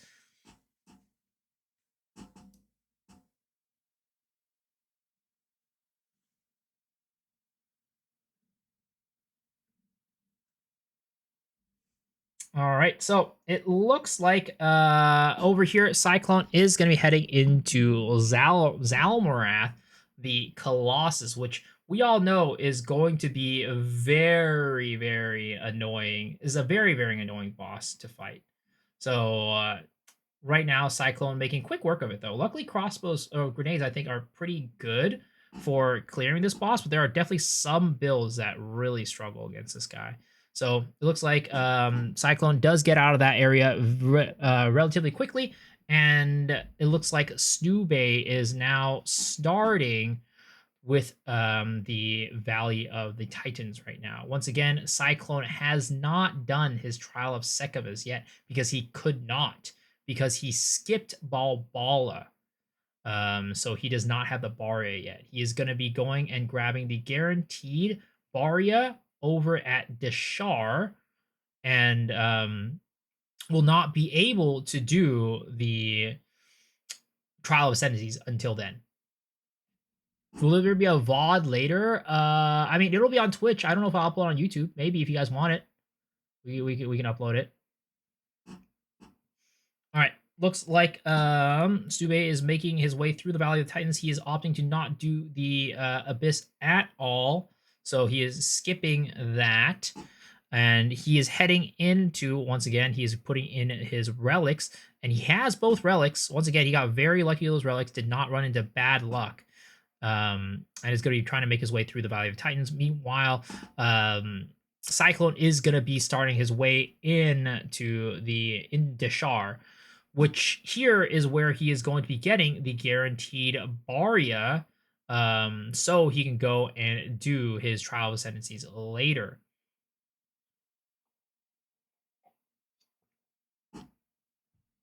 Both players progressing down through their respective areas. Once again, I feel like Stube is still in the lead, but it's really, really hard to say. They're definitely still very close to one another. I would not say that one is pulled way far ahead of the other. All right, so it looks like, as you can see right now, over here, we're going to zoom over into Cyclone. He is killing these two vultures because these two vultures are where he gets that guaranteed Barya to be able to do his Trial of Ascendancies that he skipped out on with the skipping out on Balbala. So as you can see, he killed that way faster than what it would have taken him to kill Balbala. Because one, Balbala is a boss, so has a lot more HP. She moves around a lot, and as a result, crossbows and grenades are pretty bad against her. So doing this was way faster than doing Balbala. So definitely a very smart decision over on the side of Cyclone for this one, in order to make sure he is moving as fast as possible. All right. Looks like Cyclone does find the corpse for the final letter to get his 2 passive weapon points right there. And heading straight into the Path of Mourning. Meanwhile, Stube is now in the Titan's Grotto. And, oh, he is in a little bit of a sticky situation right now.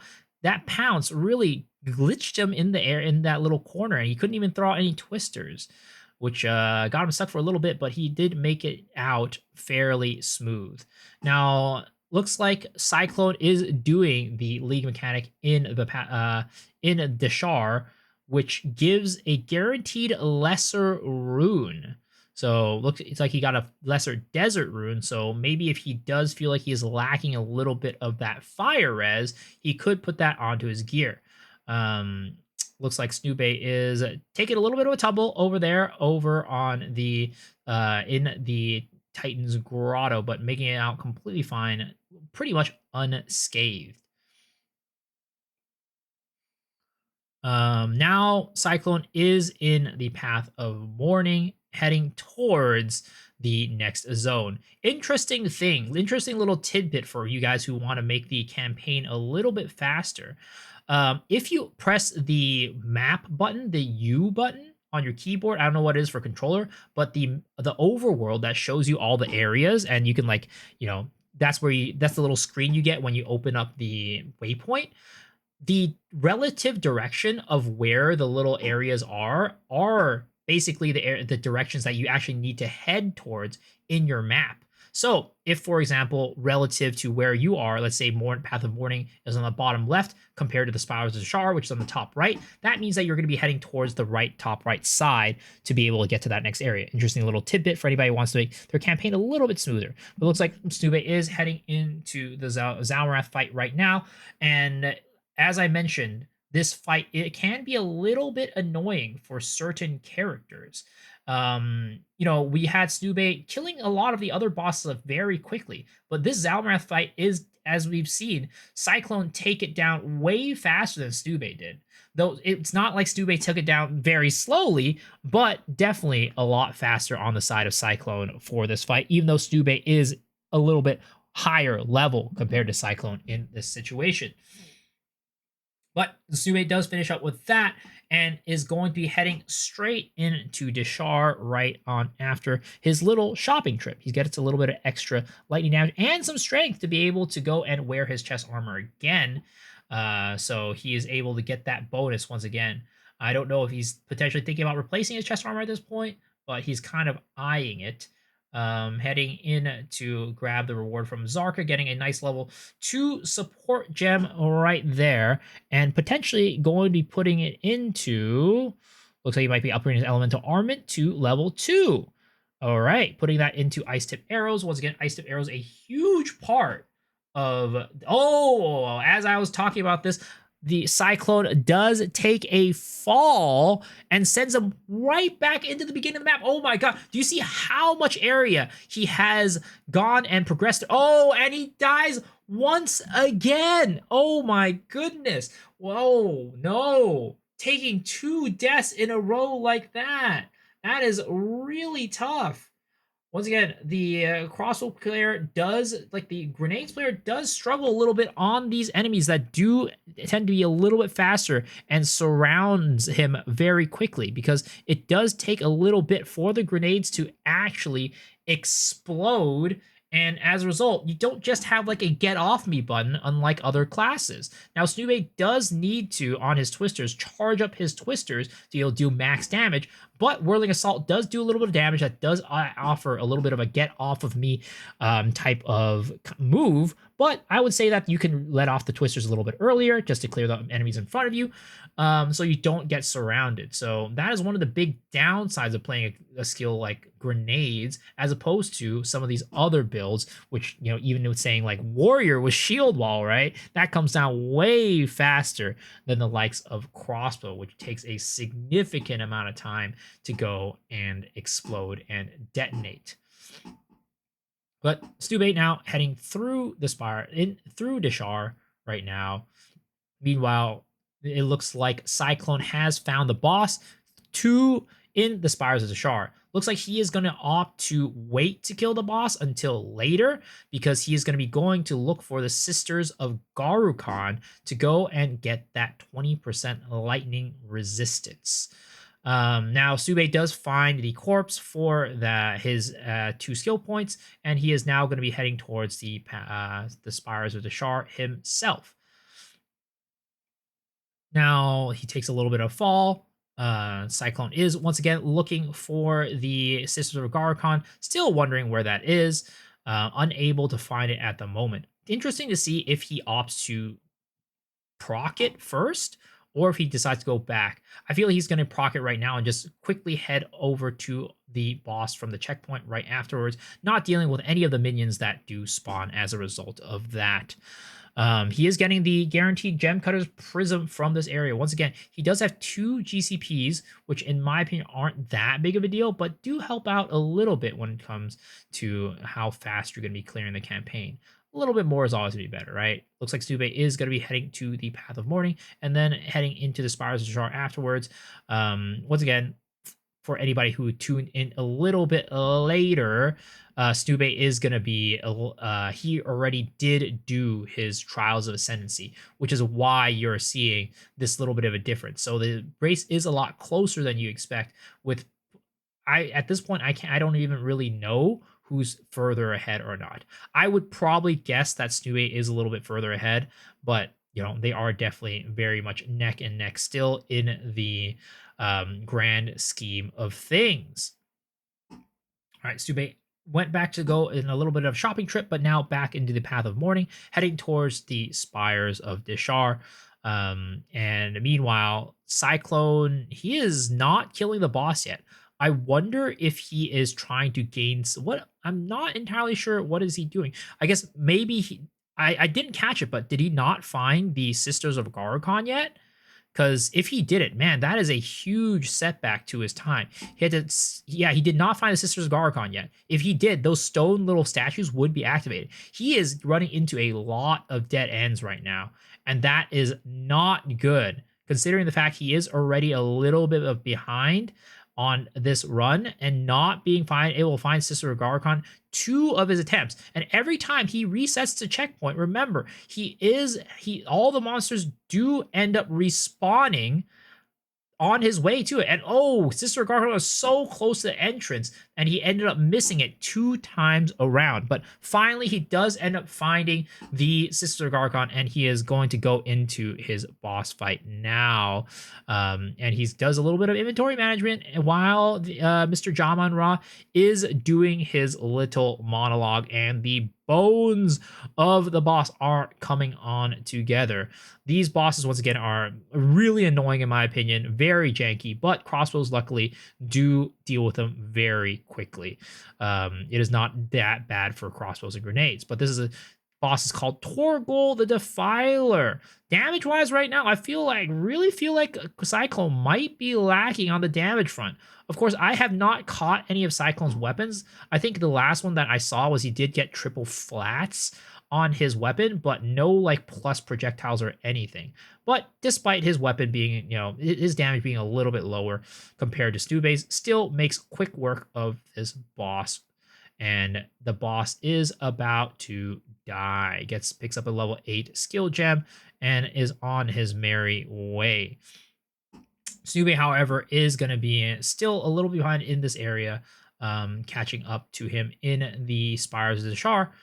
Meanwhile, it looks like Cyclone is done. I wonder if when Cyclone decides he wants to go and do his Trial of Ascendancy, whether he goes now or he waits until later. I would think that he goes now before he starts heading into the Dreadnought. Yep, he does go and do his second list right now. So this is I would say that at this point, unless Cyclone is able to absolutely run and gun speed through his Trial of Sekimas, Snubei is actually quite a bit ahead right now. Now, let's see if Snubei does struggle with finding the Sisters of Garkon, and he does not struggle whatsoever. Finds that really quickly, and now heads off onto the boss. Now, let's see if he has any trouble finding the boss, on the other hand, which could definitely happen if he is not, familiar with these layouts. But he is going to opt to grab the Sisters of Garkon first and dealing with the mobs as he goes. Now, one of the advantages of grabbing Sisters of Garkon this early is that you do get the extra mobs to spawn,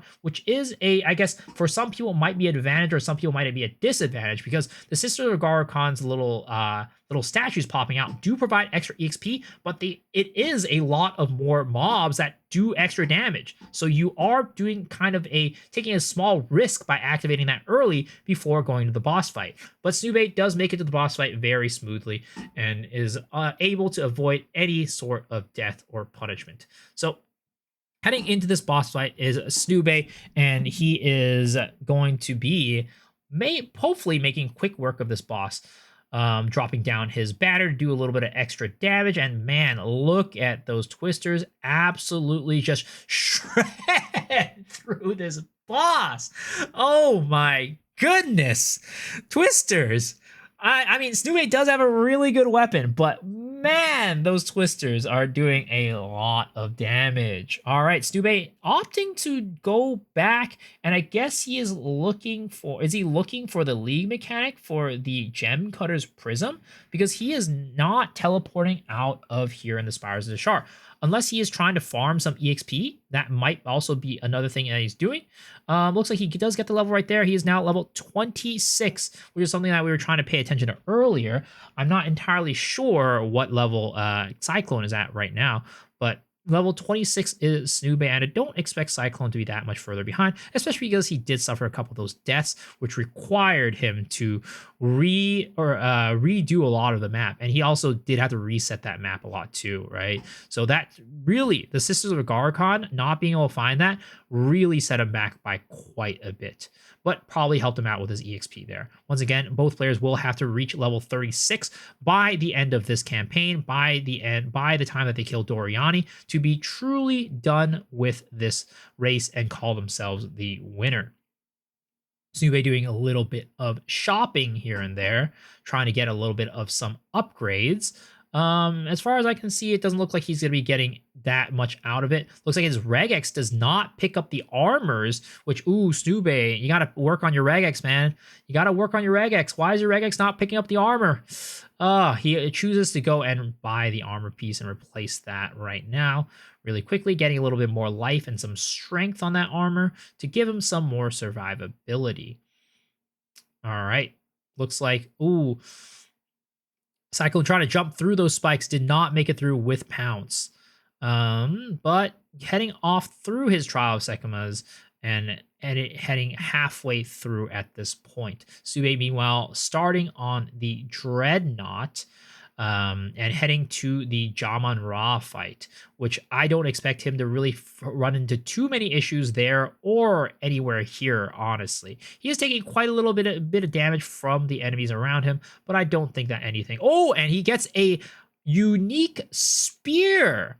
He has a unique spear. Now, the question is that spear better than his current spear? It is a level 21 spear, the War Spear, it gives attack speed, and it also gives physical damage, and it does give you increased projectile damage if you did hit with a melee recently, which for Twisters, you will have to use melee attacks, and he does opt to... Oh, is he just testing it out? Oh, he is sitting here pondering.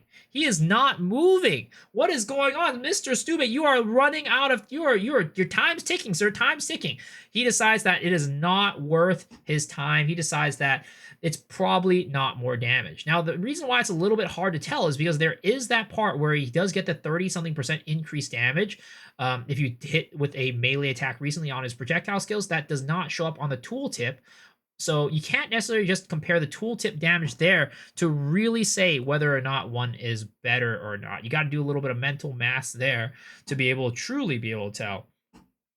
Yes, the unique did indeed cost him quite a bit of time. Now, again, Stube, he has gotten really like, oh my god! And he gets the Wake of Destruction boots on... What is going on? Snube out here absolutely getting some crazy RNG with his run. Oh my god, I don't even know what to say about that. Stube, what is going on with this? He's getting some crazy spears, he's getting uniques, he's getting the Wake of Destruction, which is probably the best in slot boots for Twisters. You can look at this, you can see the smile on his face. He is so happy about this situation that he has found himself in. Meanwhile, we're gonna go and head over into Cyclone, who is gonna be doing his rattle cage fight right now, taking quite a bit longer than Stube, of course, once again, but looks like he is going to be doing that with very, very ease, a lot of ease, very easy. Doesn't even look at the drops. Goes and grabs the royal, the golden cash, the royal cash. Ooh, some exalted orbs right there, not bad. But man, all of these drops that Cyclone is getting, they are... they do not compare. They do not compare at all to what Snube is getting. Now, the crazy thing, right, about the Wake of Destruction boots, if for anybody who doesn't know, is that the Wake of Destruction boots drops a trail of lightning wherever you are walking, right? So, not only does it allow you to give your Twisters lightning enhancements, right? Allows your Twisters to have lightning imbued onto them. It also shocks the enemies around you. So you can drop shock ground and get that juicy increased damage on all of the enemies that you're walking around. And of course, your Cyclones now have a lot of flat lightning. They'll have a lot of lightning damage added to them. So they also shock enemies as well. This is absolutely insane. Snube, potentially. I don't know, guys. Do you think that Snube is using all his luck on this race and just destroying his luck on his league start? Because, man, look at that. Holy, and it also adds lightning damage to his attacks, flat lightning damage to his... Oh my god. Absolutely, I would say probably the best unique drop you can get on Twisters. And honestly, on most builds, on most attacking builds, that is probably the best drop you can get. Looks, but Stube heading into the Jaman Ra fight while while Cyclone is just heading into Deadeye. And oh my god, look at the sheer amount of damage that this build is doing right now. Snoobe, are you sure you're not playing a twink character? Because that damage is unethical. Oh my goodness. I mean, I think at this point, it's going to be very hard for Cyclone to catch back up, man. It is going to be very hard. Cyclone is doing his best, but the RNG gods are saying that Snoobe deserves to win this one. Ooh, man. What is going on here? All right, it looks like Sube heading into the second phase of the Jamon-Ra fight. Once again, should not be that difficult with his current setup. Runs around Jamon-Ra, drops the shock to ground to make it do a little bit of extra damage. Instantly freezes the boss. And look at that. He is just dead. The boss is just dead, guys. What? I mean, all we can hope for at this point, right? I think Cyclone, he is hoping for is that somehow, somewhere in this world, the monkey goes and drives his ginormous pole, up Snoobe's rear end when he is doing that part of Act 3. Because at this point, man, it is going to be hard for Snoobe to lose. It is really his race to win at this point, and I mean, it is really his race to lose at this point if he does not play it very safe and carefully.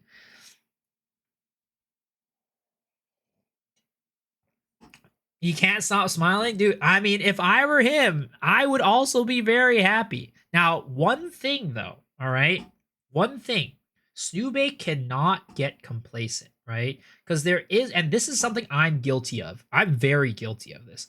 Whenever I'm doing really well, I start getting sloppy. Whenever I'm getting good drops, I start playing sloppy. I'm like, I'm probably really far ahead. Like, this is going to be fine. If anything happens, I could catch up really quickly, right? So that is something that Snoobe needs to not do, because that will get him in a lot of trouble, because of course Cyclone is a very, very strong competitor over here that could just take advantage of any form of weakness that Snoobe is showing. So Snoobe needs to make sure he is on his toes despite the great RNG that he is getting right now.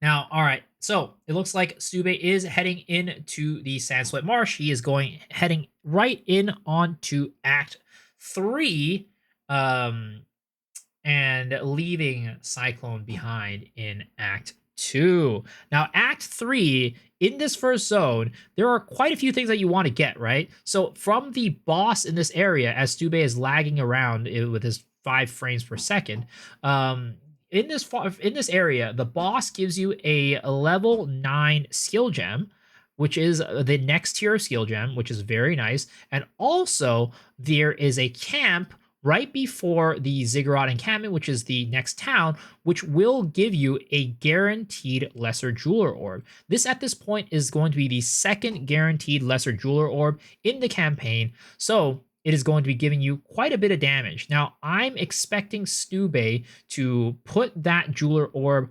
onto his ice-tipped arrows, if he hasn't already. Interestingly enough, the build that Snoobe gave me says that he actually puts the jeweler's orbs on ice-tipped arrows, whirling slash, and barrage, but from what I saw earlier, he put it on twisters. So I'm interested to see if he's deviating off of the skill guide that he gave me, or he just gave me a old skilled guide that build guide that is not actually the build guide he's using.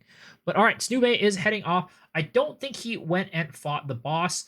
Looks like he is opting to head straight into the Ziggurat. Oh, no, he's doing a quick big circle back. He finds the checkpoint and he goes back. He's going to be doing the lead mechanic, which in this place, it gives him an uncut level 3 support gem. Your first level 3 support gem that you get in the campaign. And I'm wondering if Snoobe opts to go and instantly pop it, which he does. What he's going to be getting here, looks like he is going to be getting projectile acceleration. No, he's going to be getting the what is that?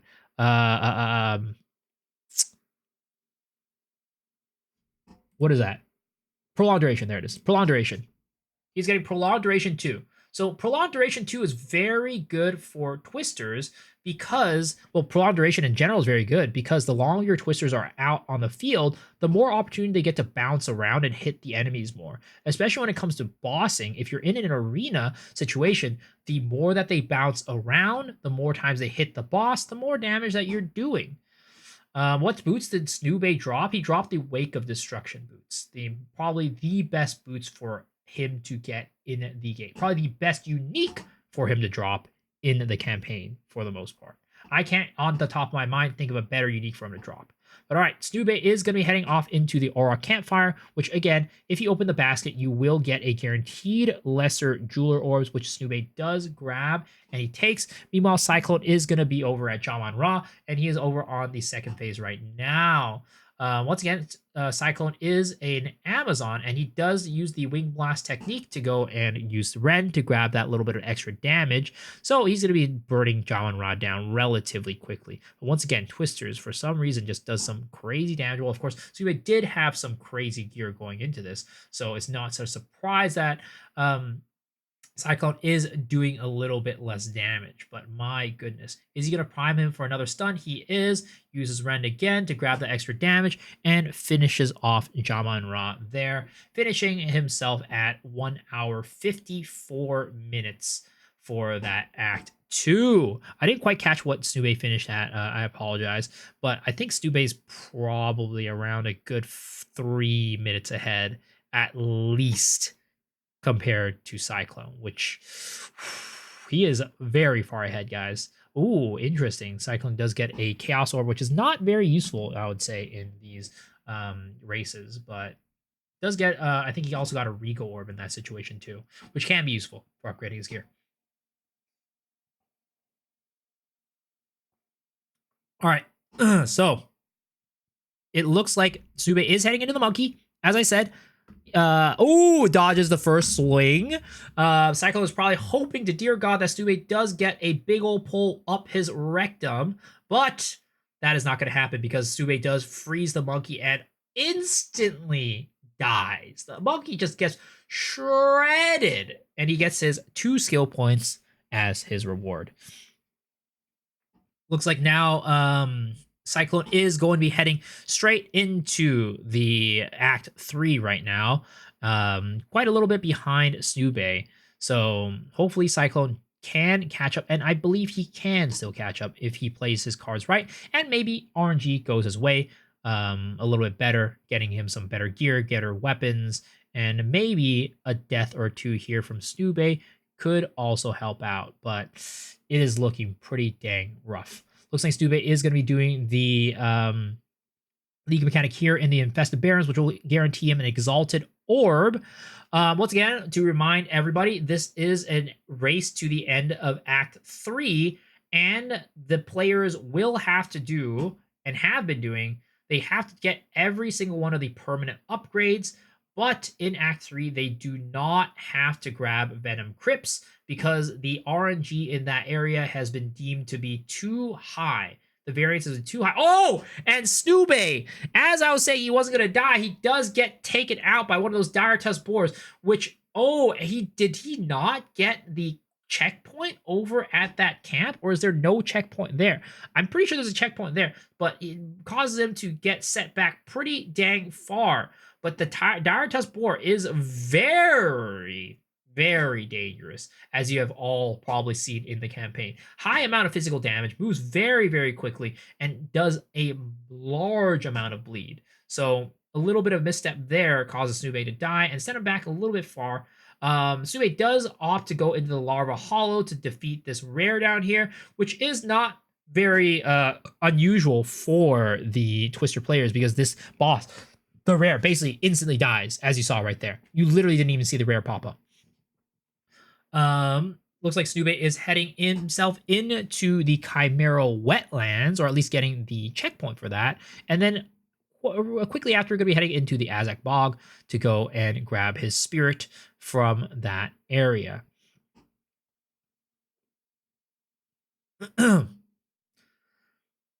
Yep, heading into the green area for if you guys are looking for kind of the tells for the Azek Bog and the Chimera Weaponlands, they are both in the foresty areas of this map, so not in the desert area. If you find yourself heading through the desert, usually the forest on the other side, but sometimes you might head into an area that is just walls and no forest, and you know they're probably heading in the wrong direction. Looks like Snube is heading through the Azek Bog, which is for many players one of the most annoying layouts ever. Stube right now hugging the right side of the map, which is usually the right way to go. That is how I progress through the Azek Bog, and he is doing the same as well. It's usually the boss is usually on the opposite side of the entrance, and oh my god, Stube taking a lot of damage. While Stube's damage himself that he does is very high, it looks like his survivability is a little bit lacking at the moment. So he could very well get taken out by some hits, but of course, once again, he is fairly far ahead of Cyclone, so he can take quite a few deaths, I would say, at this point. But again, he cannot get complacent because Cyclone is slowly but surely getting closer to the end. Let's see how long it takes Snube to get to the boss right here. Looks like he is still proceeding through. Oh, potentially coming into a little bit of an annoying layout. This layout, either it's the annoying layout or maybe he already missed the boss because he is doing a little bit of a wraparound, which off of my knowledge, which is very limited compared to a lot of professional speedrunners, that is once he hits this little choke point right here that does wrap him around, that I would say is, yeah, and he has recognized that that's not the way either. So, okay, he backs up and he does end up finding the boss for this area. Turbo Granny is going to be the fight for this area. And look, Twisters is also very good at taking out Turbo Granny, let's be real. He just throws it out like this. Turbo Granny is out there zooming around, but normally most builds would not be able to hit her while she is zooming like that, but Twisters is one of the builds where it's like, well, I'm going to send these projectiles out, and a lot of them are probably going to hit her, and she was half health before she stopped moving at that point. Sube getting another unique, getting the Ice Tomb Mail Vestments, which unfortunately probably won't be helping him all that much, though his armor is pretty weak, so maybe he decides to put it on, but it looks like he does decide to not. Meanwhile, over here, Cyclone is over at the monkey, and he just used his Wing Blast to stun him, grabs the extra lightning damage, makes quick work of the monkey, and kills him immediately. Looks like he is looking for a potential upgrade for his weapon right now. It has been a while since he has gotten an upgrade. It looks like that crossbow does potentially look better than the one he has right now, because it does have increased damage, increased elemental, weapon elemental damage. It's physical, lightning. It's pretty dang good. Only thing really missing there is going to be his projectile skills levels, but I would say pretty good upgrade. He's probably going to upgrade to that as soon as he gets the levels for it. Stube making his way through the Chimera Wetlands right now. Meanwhile, it looks like Cyclone is in the infested Barrens still has not found the Azek Bog yet, still behind there. But honestly, I would say at this point, still probably around 3 minutes behind Snube.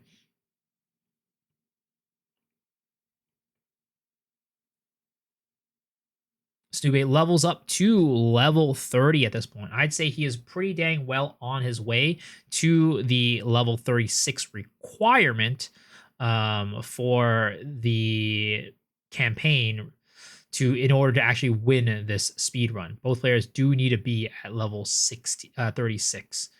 Stube does find the entrance to the Trial of Chaos. Players are not required to do the Trial of Chaos, however, so I doubt Snube will be taking that on. Though I didn't really catch it if he went in to grab the checkpoint or not. It looks like he actually went that direction. I wonder if he decides he wants to take it on or not. I would assume not, because that is a lot of time taken away from his campaign run, but we'll have to see there. Looks like Cyclone found the Azek Bog, but he is opting to not go into that fight yet, and he is going to be proceeding to look for the Chimeral Wetlands instead.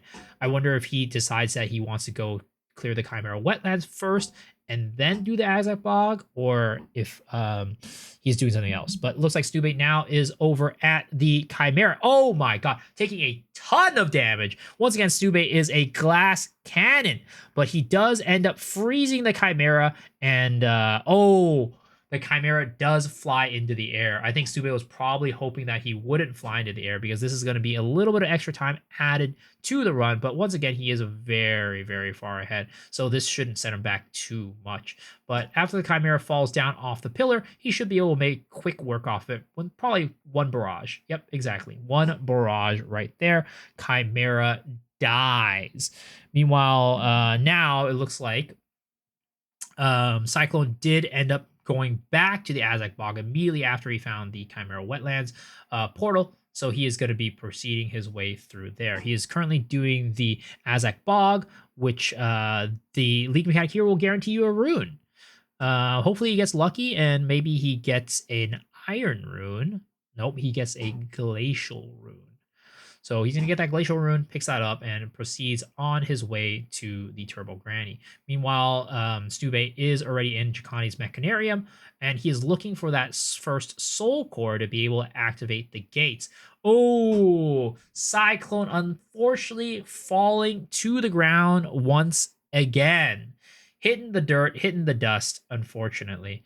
But luckily, he wasn't that far ahead. He wasn't that much through the area yet, so he did not have to backtrack all that much. But once again, the crossbows struggle a ton in these areas where the monsters are very fast moving.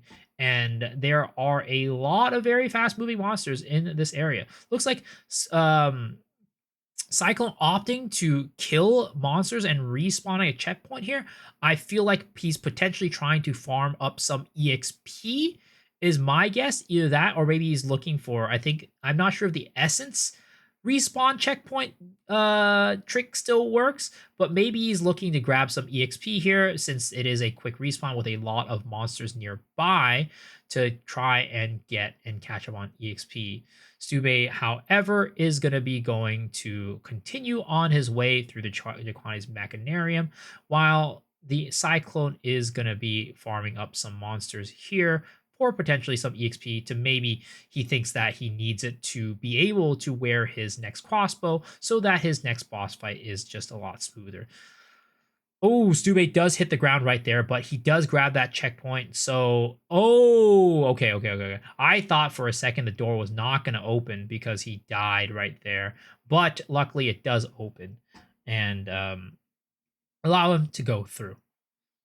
What causes the shock round? So Snubate has the Wake of Destruction boots, which are a unique pair of boots that allow him to have a drop shocked ground whenever he takes a step.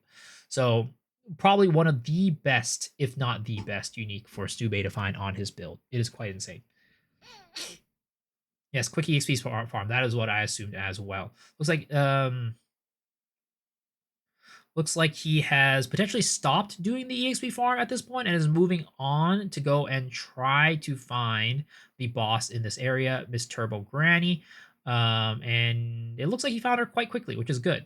So he does make up some time here by not getting lost at all. Snubate did get a little bit lost in this area. Not like that lost, but definitely a little bit lost.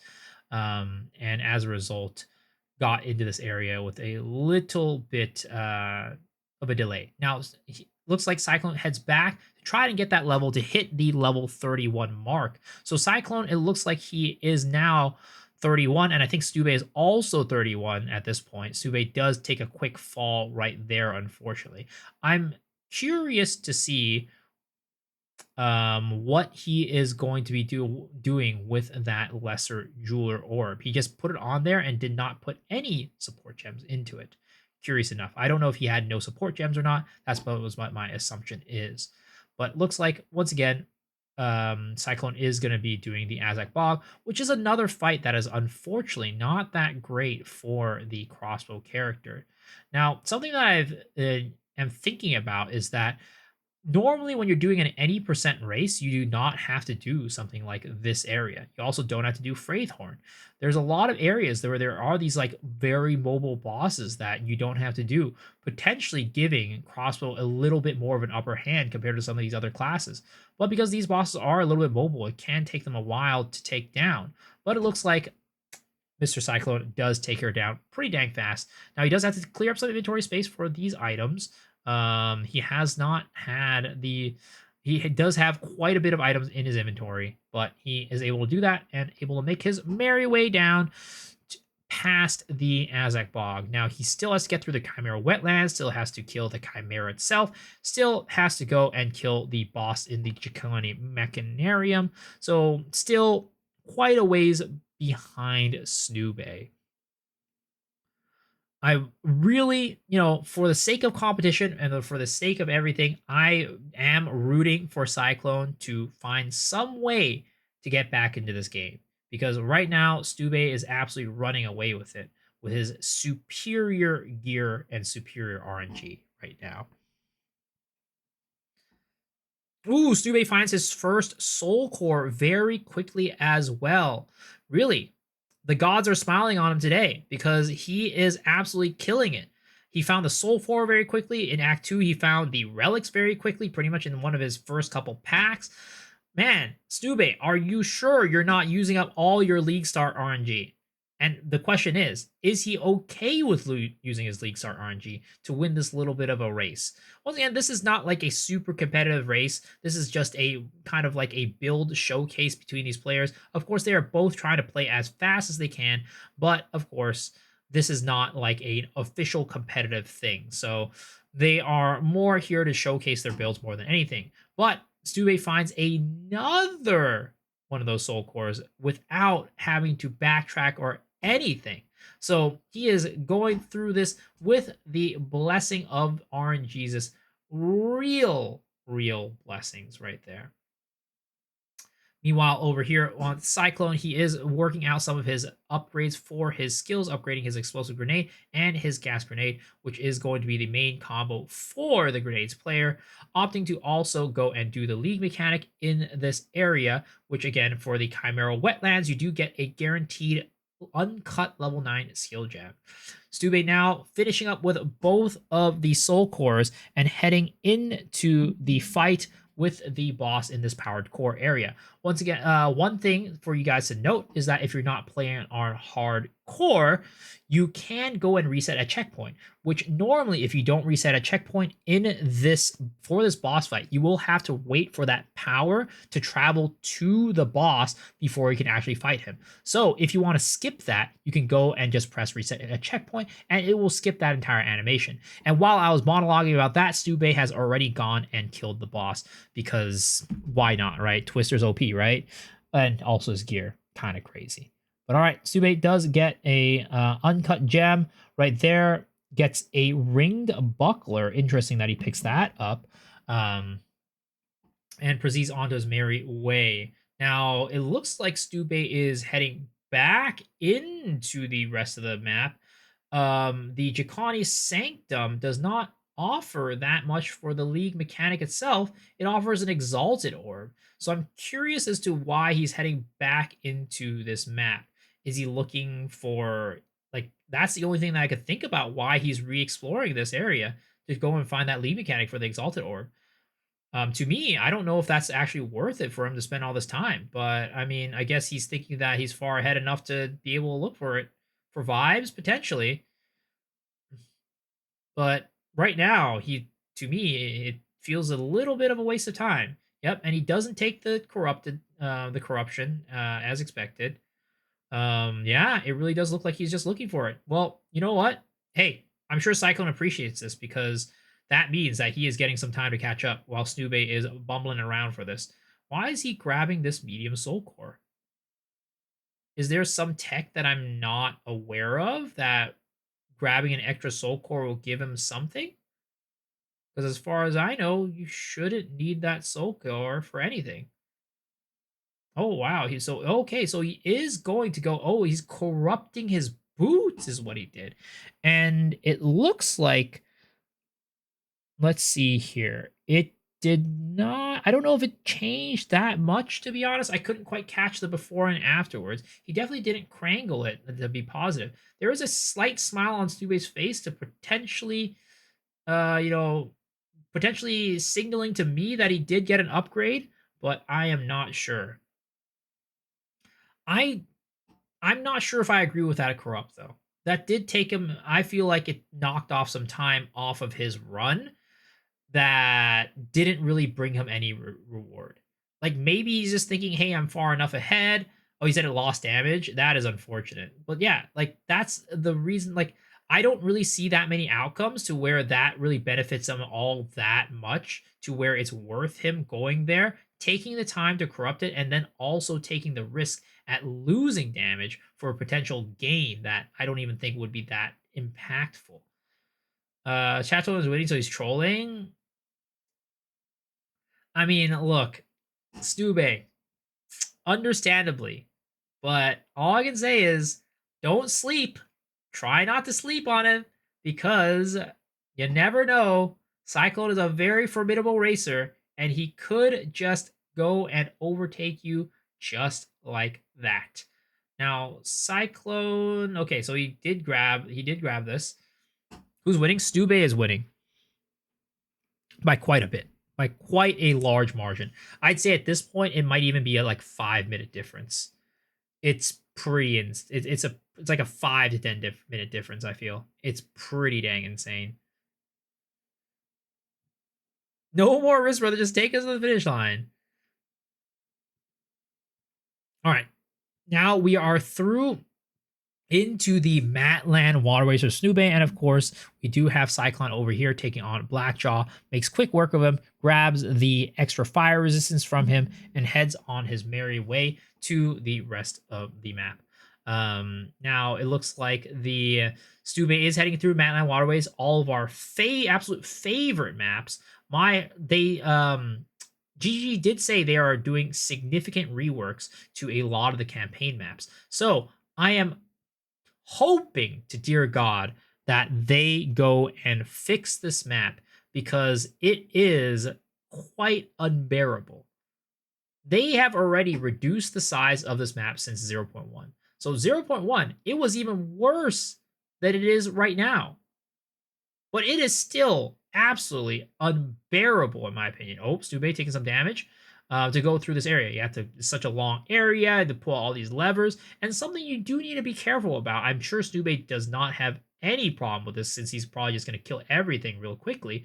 But this area is a little bit deadly sometimes because there are monsters that do cast Detonate Dead on the corpses. So you could be in one of those checkpoints, kill some monsters, walk up the little pathway, and just get exploded from all the damage and just die. And in this map, there are quite a few, like, there are not that many checkpoints. You go for very long distances without checkpoints. So you could just die very close to a checkpoint and not make it there and have to do a bunch of backtracking after your death. The levers should be a button, I agree, but honestly, that is not even enough to fix this map. I really hope that they make it shorter, they get rid of the levers, they just do a ton of stuff. Did I say mid-level 33 or 36? 36. Can somebody type to Cyclone 36? Actually, I'll just type it 36.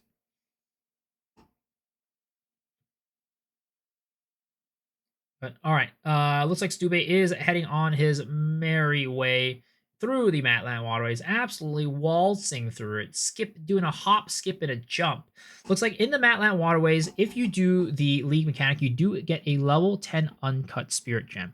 I would say not very important for speedrunning, but okay, it looks like Stube is going to completely skip it because he does get a boss spawn. Something that you guys might not know is that in these situations, you can opt to go and reset at checkpoint to go and redo that league mechanic so that you don't get a boss spawn, because maybe you might be like getting a very important drop from that mechanic, and you absolutely want to get it, but do not want to affect your clear times that much, you can definitely go and respawn at checkpoint and be able to get that reset to potentially not get a boss. Looks like the Cyclone is at the Zikoatl fight right now, and going to be making some very, very quick and easy work out of it. Definitely doing quite a bit of damage. I think his crossbow that he actually has not gotten the crossbow upgrade yet. Interesting. I guess I don't even know what level of requirement that crossbow is. Might be like level 33, but he has not gotten that yet, but still is doing some pretty decent damage there to be able to clear the boss quickly. Like I said, he is catching up, guys. He is catching up. If you guys notice, now, granted, the Matland Waterways is a very long map, but we are now at a situation where Snoobe and Cyclone are both in the Matland Waterways. Now, Snoobe is quite a bit further in the Matland Waterways than Snoobe is, but once again, they are now in the same map, which earlier Snoobe was about, 3 or so maps ahead, and Cyclone is quickly picking up pace. So we cannot count the man out just yet. Snoobe cannot get complacent. He cannot take the foot off the pedal. He needs to go in full acceleration mode to hopefully still maintain his lead, because that league is quickly starting to shrink right now. Now, of course, Snoobe, in the spirit of competition, maybe like earlier, right? He didn't want it to be too big of a difference. So he did some funny shenanigans there with corrupting his boots. But once again, right? If he wants to go for the win, he better be careful. He better be careful. All right. Cyclone is going to be making quick work through the Matland Waterways. Halfway through at this point, I believe. He's over at the which Snoobe, once again, he did opt to kill earlier, which did take some time. Once again, it is not a requirement of this whatsoever. So, yep, good on Cyclone to grab that checkpoint so that in case he does die, which again, this area can be quite deadly. Monsters here are relatively quick and also do a lot of physical damage. Ooh, he is jumping into... Ooh, that was a close one right there. Cyclone almost falling down to his death. And in that situation, it would have been very good that he did get that checkpoint. But he didn't die. Luckily, once again, he did not have to use that lifeline. Snoobe now heading into the Drowned City. And progressing through once again with his 5 frames a second on his screen. Totally, completely fine. But in the Drowned City, if Snoobe does choose to do the league mechanic here, he will be able to get the a level 3 uncut support gem. Now, Snoobe looks like he is going to take the path less traveled right now, because personally, when I do this, I usually stick to the main path. Of course, I am not a seasoned speedrunner, so potentially Snoobe knows something that I don't, but normally I stick to the path.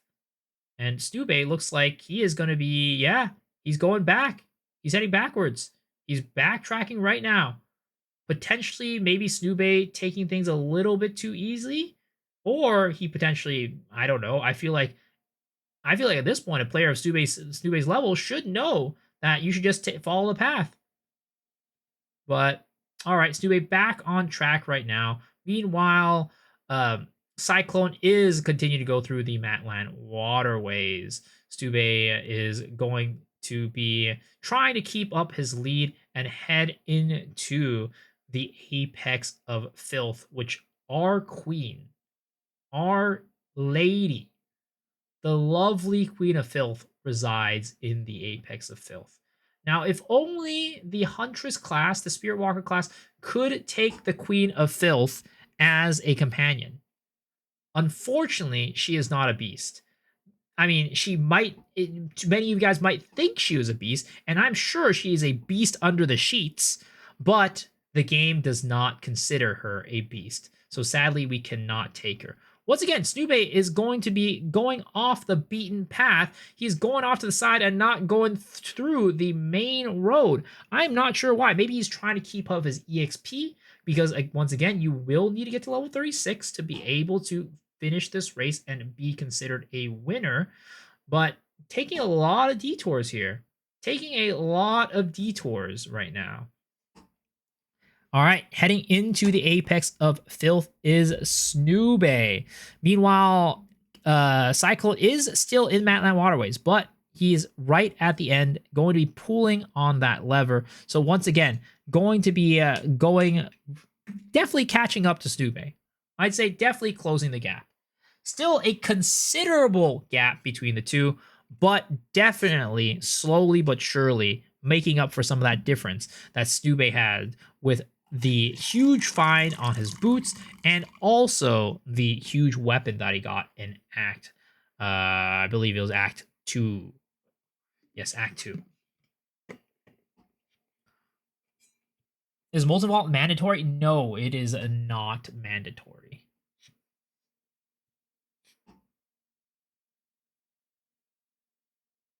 Actually, I'm not entirely sure now that I'm thinking about it. I was not the one who was organized this race. I apologize if I don't have the answer. I don't think it's mandatory, but it might be. It might actually be. We'll have to see. Cyclone is the one. Cyclone and Snoobe were the ones who organized this. I was asked to cast kind of like yesterday last minute, so there are some details that I'm not entirely sure about. Not mandatory. Okay.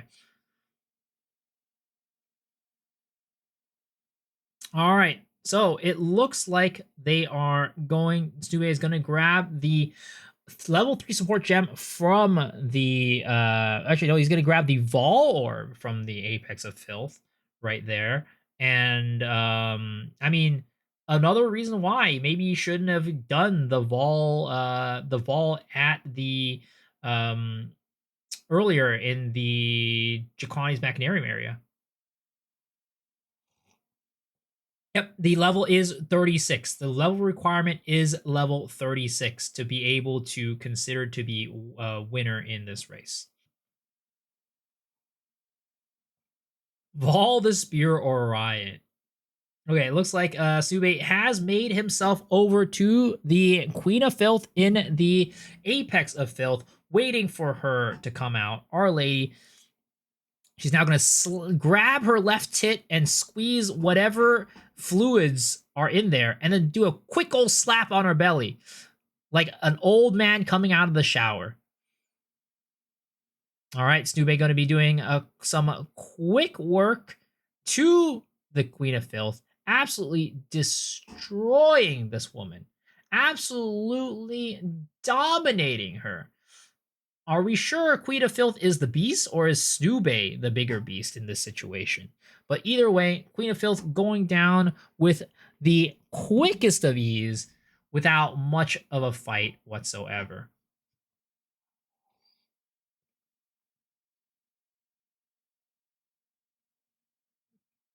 All right, looks like Cyclone still making his way through the drowned city. And again, I don't know what is up with these players taking all these like side routes. I think most people know, and players of this level should know that the way that you're supposed to progress through the Matland waterways is just by following the path. Maybe again he's trying to get some exp, making sure he hits that level 36 by the end of the run, but I feel like that that should not be required at this point. But all right, once again, as I mentioned, he is going to be making his way through this area, and he's going to backtrack, which leads me to believe that Molten Vault is required, which Snoobe did not do. Now, once again, I did not confirm this. Like, as far as I know, if we are going with the rules, right, of being completing everything, I guess Molten Vault would be required. So that, yeah, it's not required, but unlocks reforging. I don't know. I wish I could get in contact with Cyclone at this point because he is deafened in Discord, so I don't know if it's required or not.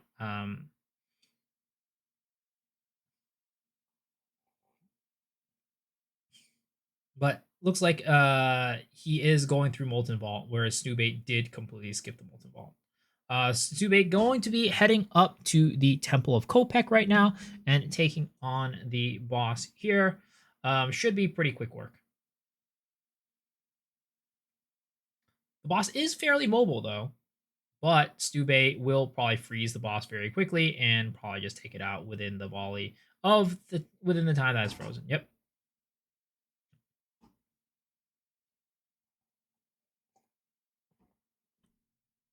All right.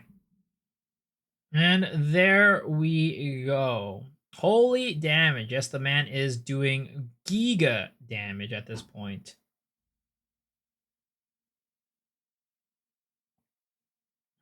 I mean,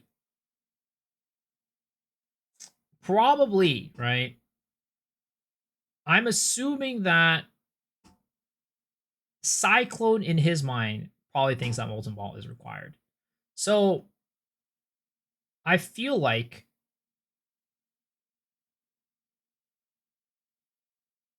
I don't know what the ruling is at this point. If it ends up being that Snube does not get Molten Vault done and Cyclone does get it done at the end, I think there is a chance that Snube can just go back to Molten Vault and still win the whole thing. But yeah, I really don't know. Yeah, I think Molten Vault probably is required now that I'm thinking about it like correctly, right? Because when I was talking with Cyclone earlier, I asked whether like what things weren't required. He mentioned Lightless Passage, and he also mentioned Venom Crypts. He did not mention Molten Vault as something that was not required. So off of that, I feel like Molten Vault is going to be required. Is does Snube can somebody, why is Lightless Passage not required? They just deemed it not to be required. It doesn't give you like it gives you a permanent upgrade in the sense that you get like a campaign map, but your character doesn't get any upgrades. So it looks like Snube is going back to do Molten Vault right now. He is heading back to the Drowned City to take care of that. Honestly, should be pretty quick. He is heading in. I think he might be heading in the wrong direction at this point, but we'll see. I think certain seeds it can spawn over here, but other seeds it can't. That looks like it is not going to spawn here. Nube, you are heading in the wrong direction, my guy. Okay, good. He's going to respawn a checkpoint and go back the other direction. Head back to the beginning and then head down that way. Yep, perfect. All right, Stube does make it back here to do Molten Vault without losing much time, to be honest, and he is still quite a bit ahead of Cyclone. Like, honestly, he did not lose any time by skipping Molten Vault earlier, right? He is just basically coming back, especially because the map itself stayed the same. He did not lose the instance. He did not lose any time by going through by skipping Molten Vault.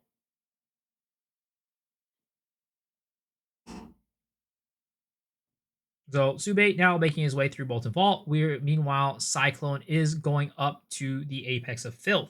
Now, the interesting thing is, and I don't think Cyclone took advantage of this, but the Molten Vault does also have another guaranteed unique.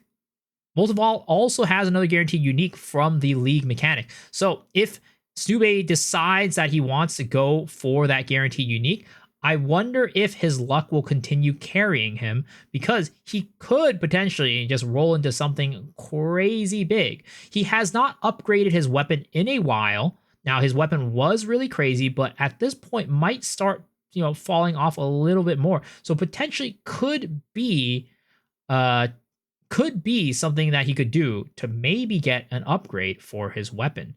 That would be a nice little thing to get. And of course, the world is your oyster at this point. Looks like he did find the League mechanic, and looks like he is going to be doing it. So interesting to see what unique he gets here. Meanwhile, Cyclone is over at the Queen of Filth. He gets, not very great boots. Okay, but let's go over to the Cyclone. He is doing his fight with the Queen of Filth at this point, making really quick work of her, absolutely chunking her health. Oh my god. I think at this point, Cyclone is probably doing more damage than Snube. Cyclone did get a significant upgrade on his weapon in Act 3. Meanwhile, I don't think Snube has gotten an upgrade on his weapons in Act 2. So I think at this point, Cyclone is actually stronger than the Twisters. And once again, the the race is closer than we expect. The race is probably closer than we think at this point. It is absolutely insane. Stube opting to get the Combat Frenzy to go and get some Frenzy charges for free for his Barraged Twisters. Combat Frenzy, for those who don't know, is a skill that allows you to get Frenzy charges whenever you electrocute or freeze an enemy. And electrocuting is pretty hard to do. You kind of do need quite a bit of setup for that, like extra items and stuff. But freeze is something that Tsube does very, very often. So we should be expecting him to get a good amount of frenzy charges throughout the map. And oh my god, that did a lot of damage. And also here, as you can see, he froze the boss right there and was able to quickly get some extra twisters because of that frenzy charge with Barrage. Looks like he is going to be killing the boss right here, making quick work, and going to be heading on over to Utsal, I believe is the area that he is going next. So he is going to be in the Viper Napazuli area. It looks like Cyclone is going to be fighting with Quetzoli, the High Priest. Quetzoli is not doing any of his shenanigans that makes him fly around and zip and zap around. So it looks like Crimson did make some quick work of him, but there definitely was a situation there where he could have done some really annoying patterns for the crossbow grenades player. All right, so now Stube is in Utsal, and also once again, it looks like right after the Temple of Cope, the Sun Temple, it looks like we are having both players at Utsal now.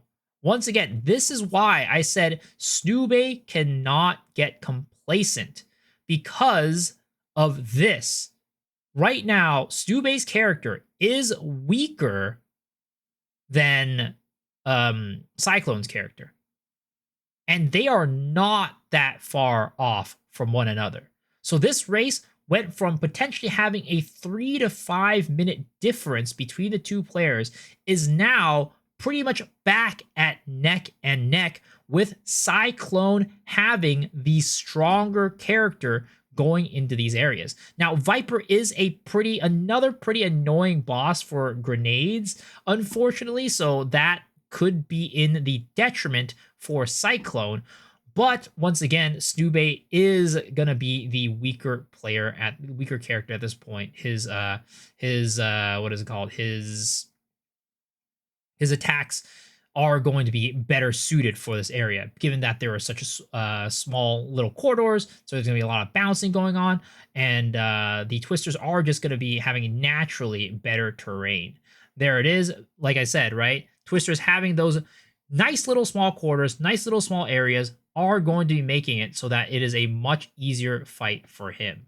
So good for him. He is still ahead, but once again, not as ahead as you would expect. So gonna be needing to go move quickly. Oh, and Snube getting surrounded. He's getting surrounded and dying, falling to the ground. Luckily, there is no rigor mortis at this point. And as a result, he is going to be able to hop back in to the fight very, very quickly. Snube going off on the beaten path. Off on the beaten path. He is not following the path.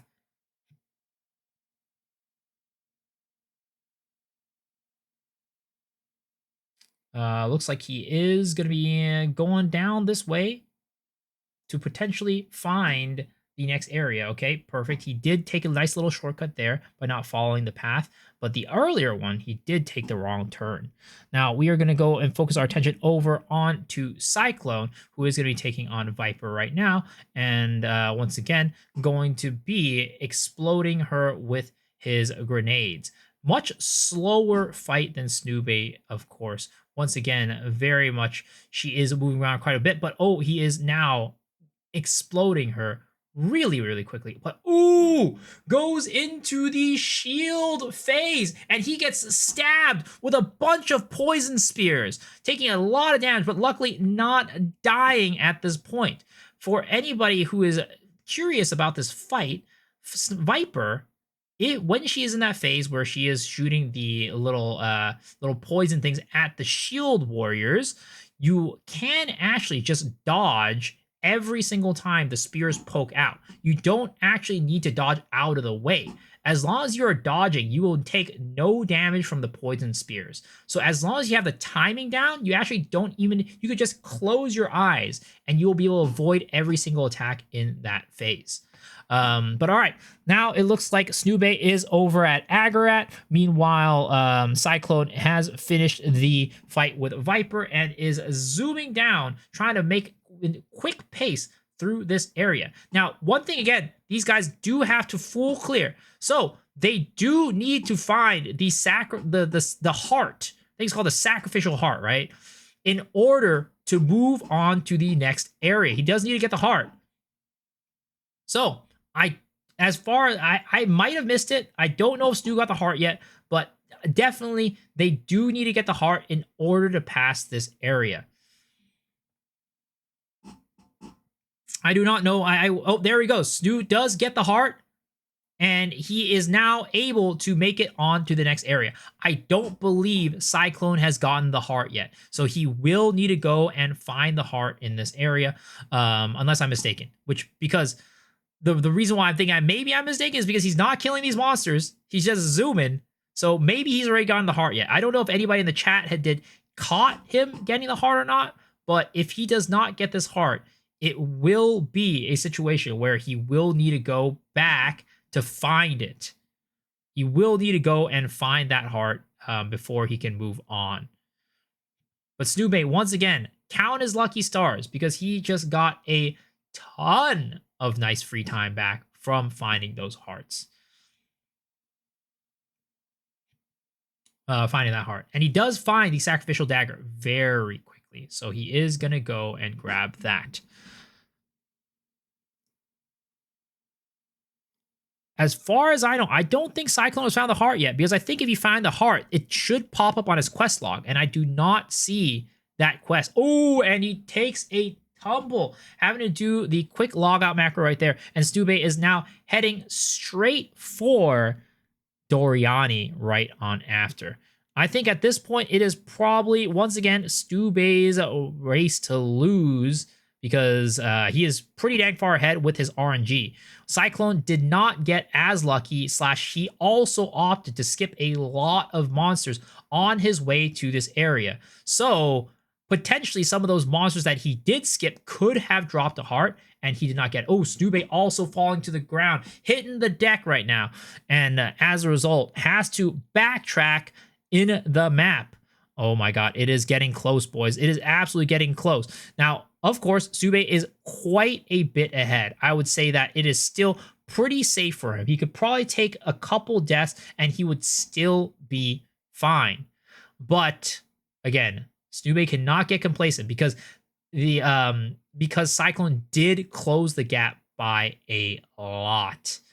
Once again, unfortunately, Cyclone is not getting the heart right now, and that could lead to his downfall. Oh, finally getting the heart. Oh, I don't know, guys. Stube's luck today has been insane. But considering the fact that Snube has had such good luck so far, and it is still this close, goes to show how good of a racer Cyclone is in right now. Snube does end up finding the black chambers to do his final fight with Doriani. Now, Snube is level 38, so he does satisfy the level requirement to be able to make this through. Now, again, if Snube does end up dying here, the race could be closer than you expect. And, you know, right now, Snube, as you can see, his damage it's okay. It's not bad, but he's not just completely melting the boss. So you never know what could happen. Looks like Doriani is going to be starting to shoot his lasers. And again, Snube is fairly squishy at this point. I mean, it looks like Cyclone is also very squishy, but both players are fairly squishy, and one bad hit could mean the death of either of our players. So looks like Doriani is starting to phase potentially. He's doing his monologue, he's doing his role playing, and he is getting now to the middle. Now, we do have to watch out. The butt lasers from Doriani are quite deadly. So hopefully Snoobe is aware of that. And oh my god, Cyclone is at Doriani as well, boys. It is closer than you think. Cyclone, what are you doing? It's close, it's close, it's close. And Snoobe does freeze the boss, and the boss does end up dying right here at 2 hours, 43 minutes, and 18 seconds. 2 hours, 43 minutes, and 18 seconds is going to be the clear time for Snoobe. And, ooh, Cyclone, congrats to Snoobe, guys. Give him a big old clappy on the W. Cyclone putting up a really, really close fight. And he didn't even have to do the monologue. He skipped the monologue. Absolutely nail biter. At some point, it really felt like Snoobe was going to run completely away with the competition. But Cyclone did such a good job of catching back up to that, where we are literally like, well, what is it? It's going to be like maybe like half a minute to a minute difference. It's not that bad, guys. Considering the fact that Cyclone was behind by a good 3 to 5 minutes at one point, this is crazy. Cyclone ends up winning, or ends up finishing at about 2 hours, 44 and 20 seconds. All right, about a minute behind. But honestly, again, with the amount of RNG and luck that Snoobe had the entire race through, he did really, really well. Clappies in the chat for Snoobe. Clappies in the chat for Cyclone. They did absolutely amazing. Good job, guys. That was huge. You guys both did amazing. How are you feeling, Mr. Cyclone? How was your RNG? How did you feel about your RNG during that run? I would say it's a mixed run. I mean, I Yo! don't know when you saw my early crossbow. Was your early crossbow really good or really bad? I got a random 3-mod rare crossbow at the end of Act 1 that made super easy for early Act 1. Uh-huh. Then my Act 2 crossbow was a little bit weaker, but I still had the strong Act 1, so that was fine. And then I was missing the regal to finish the bombard crossbow, but this one was also pretty good. The other one was actually also good. I didn't notice it had element damage with attacks. Mm-hmm. I had a decent armor, decent resistances. We ignored this lightning rush, okay. Mm-hmm. Yeah, overall, I would say it was a good run. Okay. I mean, Snoobe. Yeah, I don't know if you know what Snoobe got, Cyclone, but I do not know. This man got the absolute craziest RNG, especially in Act 2. Okay. It was insane. At some point, I think Snoobe was about like 3 to 5 minutes ahead of you, but you absolutely pulled that back so much that you were only about a minute behind at the end, which is insane. Snoobe, how do you feel about your RNG? Well, I wish I could have taken one of those 2 awesome drops and given it to myself the last race I did. It would have made things a little smoother. Oh, 100%. 100%. Because, man, that was insane. Because you got what? The unique spear, and then a couple minutes later, you got the unique boots for the, what is it called? The Wake of Destruction. Yeah. Now, the spear you didn't end up using. Yeah, he had a Wake of Destruction. Yeah. Okay. It was it's pretty insane. What was your one time, Snoo? I think I lost my time in Act 1. My time in Act 1 was 48 minutes. Yeah, okay. Not too it was bad. pretty close. It was relatively close. I think you were behind by a little bit in Act 1, but yeah, both of you guys got sub 50 minutes, if I remember correctly. Don't quote me on that one, but both of you guys were pretty close, relatively close. But once again, I think it's Snoobay's a good. RNG just insane. Yeah, I mean, know I that's what was people be still in talking stories, about. I can't legitimately win, I guess. No, Nah, you did it was great. your race I to win. wasn't gonna equip them. I literally wasn't gonna equip them. I was like, I can't, guys, come on, this is ridiculous. I can't equip this boots. But then my chat was like, no, you have to. Yeah, You no, have I mean you should. It's part of the game, right? Like if you were doing an Yeah. actual race, if you drop those boots, you would definitely equip those. So Yeah. Well, and the interesting thing is, for those boots in the world of like what we're doing with like Frost Nexus tech with ice tipped arrows, they're not anywhere near as strong yeah, as they used to as be. they used to be. Right. Actually, the flat damage, which was a 1 to 33 lightning damage, is arguably even stronger than what they're doing, because we're already shocking on hit with Twister, and then we're already like getting all the elemental grounds immediately.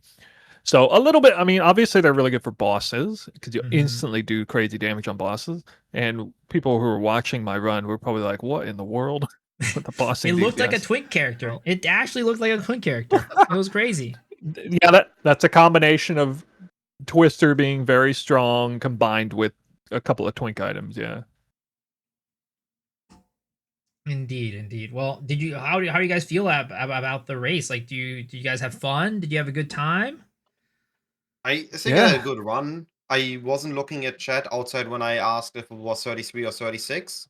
I Mm-hmm. reached my level. I mean, yeah, no. What level were I you, was soon. by the way? I reached 36 at the end, 36 and a half.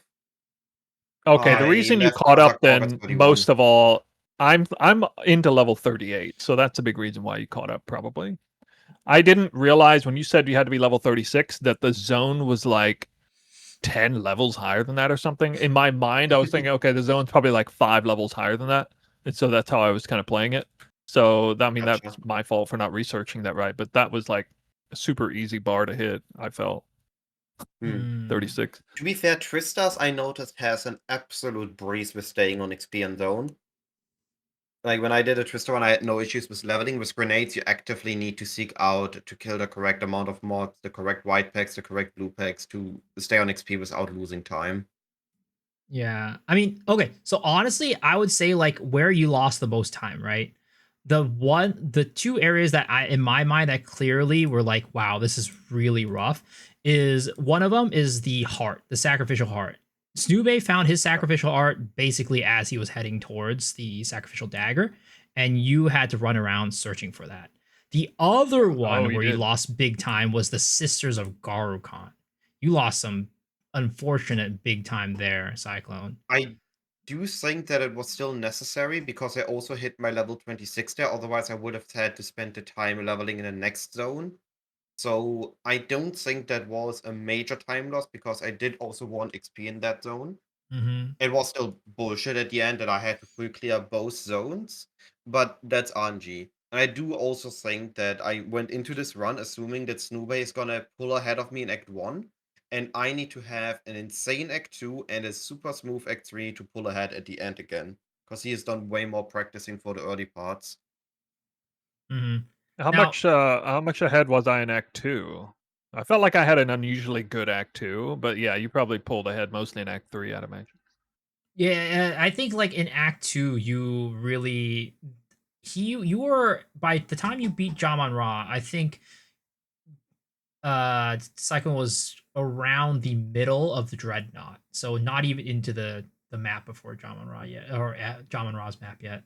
Okay. I mean, that's not that far behind, It's yeah. not that far, It but sounds like you it was start. kind of neck and neck. He was chasing me the whole time then. Yeah, it was Just real very close neck and behind. neck. I mean, the I would say it was really the unique items where things started to really snowball out of control, and then he brought it back. Yeah. He brought it back. In the end of Act 3, of course, you did a little bit of fooling around with like the corrupting your boots and stuff like that, but Right. still, Cyclone really brought it back. So the area where I would say like I was like, wow, this is actually closer than I expected was Matland Waterways. Because I mean, granted, Matland Waterways is a very long map, right? But Cyclone and you were both in Matland Waterways at the same time. Okay, nice. So we were still at the same place before the level difference happened. Mm-hmm.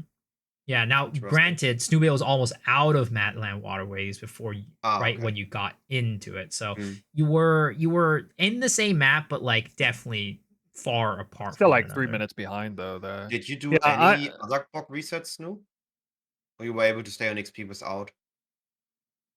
I leveled. The only place I deliberately like kind of did that on was the what's after Path of Morning Spires of Deshar. You know that area because I found the sisters really quick there, and I realized I was like 6 levels below still, and so I was like, okay, I'm gonna get. I think I just got like, I only got like half a level of XP or something.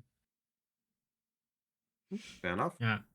Well, props to you. Yeah. Definitely a deserved win. 100%. Well, thank you, yeah. One thing I did have a question before we kind of wrap this up, though, is something I noticed is that you guys, like, when you were at the what is it called? What's the area called where those like water hags are at? Water hags? The you mean Drowned City? Yeah, Drowned City. So you guys, when you were there, both of you took some side routes away from the main route, and I was wondering if that was because of levels. You guys didn't think you had enough levels? I just misread the zone. So I learned the zone, and I assumed that we were in the middle exit because of the edge at the thing. So I went to the side instead of following the road. Yeah, because I I'm just like, thought I had the zone read, and I misread the zone.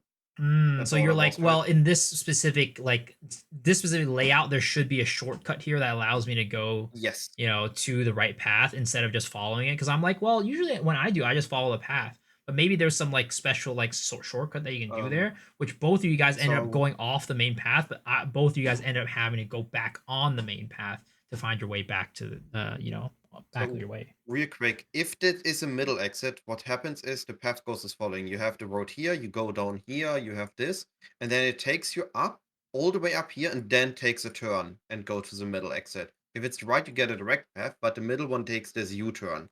So when I saw that I had a break here, and I had a long B, I thought this is a middle exit, also because point D was a wall.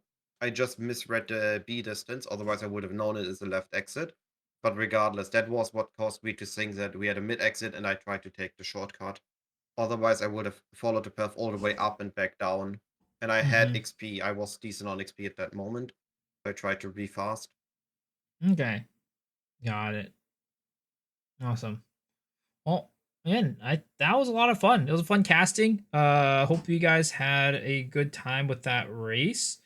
And hopefully, Snube, your RNG doesn't get destroyed for 0.5 after that. I don't think it will too much. Over. Cyclone Definitive. Thank you for the invite on the race. You were the one who kind of reached out at first. So Miso, thank you for doing a little casting. I'll watch some of it back. Some of the chat were saying Miso was very talented at this. And then they were saying some weird things, but in the middle there. But other than that, they were saying he's pretty talented at it. I don't know what weird things you could be referring to. I'll be sure to go back and see whatever that was. I'm also gonna watch the VOD on this. I'll try to upload it on YouTube at some tomorrow or something like that. I don't know if people would be interested in the VOD, but I think people are. But maybe not tomorrow after patch notes, but they were up to today. Yeah, maybe I'll upload it on Sunday or something like that. I don't know. I feel like if I upload it tomorrow, people are just gonna be distracted with patch notes. Yeah. But, for sure. Thanks for the invite. I'm glad that I was able to cast it. It was a lot of fun, and hopefully you two thought so as well. And I guess hopefully the patch notes are good tomorrow, right? Oh yeah. Can't wait. All righties, boys. GG's. One last very quick question. Is any of you continuing streaming from this? Because I need to go help my grandparents with stuff, so I would rate either one of you if you guys continue to stream. Yeah, I'm going to continue to stream. I think, Stube, you're probably going to continue to stream too, right? Actually, no, I'm going to probably head out real soon because I got some more work I want to do on the build. Okay. Getting ready for patch notes and stuff, so just kind of came on to do the race. I'm going to be talking about the ascendancy stuff. I have not talked about that yet, so we're gonna go and head into that for my stream. Sounds good. Thanks for watching, everyone that was looking at my stream. Sorry that I wasn't reading chat. Hope Miso did a good job at casting. I will check up on that, and have a lovely day, everyone. All right. Bye-bye. Bye-bye. Yep. I guess all I'll say is looks like Twisters is better than grenades, folks. Nerf twisters. Looks like Twisters Twisters Nerf is getting nerfed, twisters. grenades get buffed. Nerf twisters. Nah, no way. All right, guys. Thank you very much. I'll see you around, and to any of the people in my chat. Yeah, sorry I'm not sticking around, but we'll be on to get the patch notes thing. I'll be on after the fact because I'll be sleeping exactly when they get released, I think. But yeah, we'll be back. We'll go over them together. All right. And thanks for the raid, Cyclo. Thanks for hosting, or thanks for casting. Yep. All right. Peace.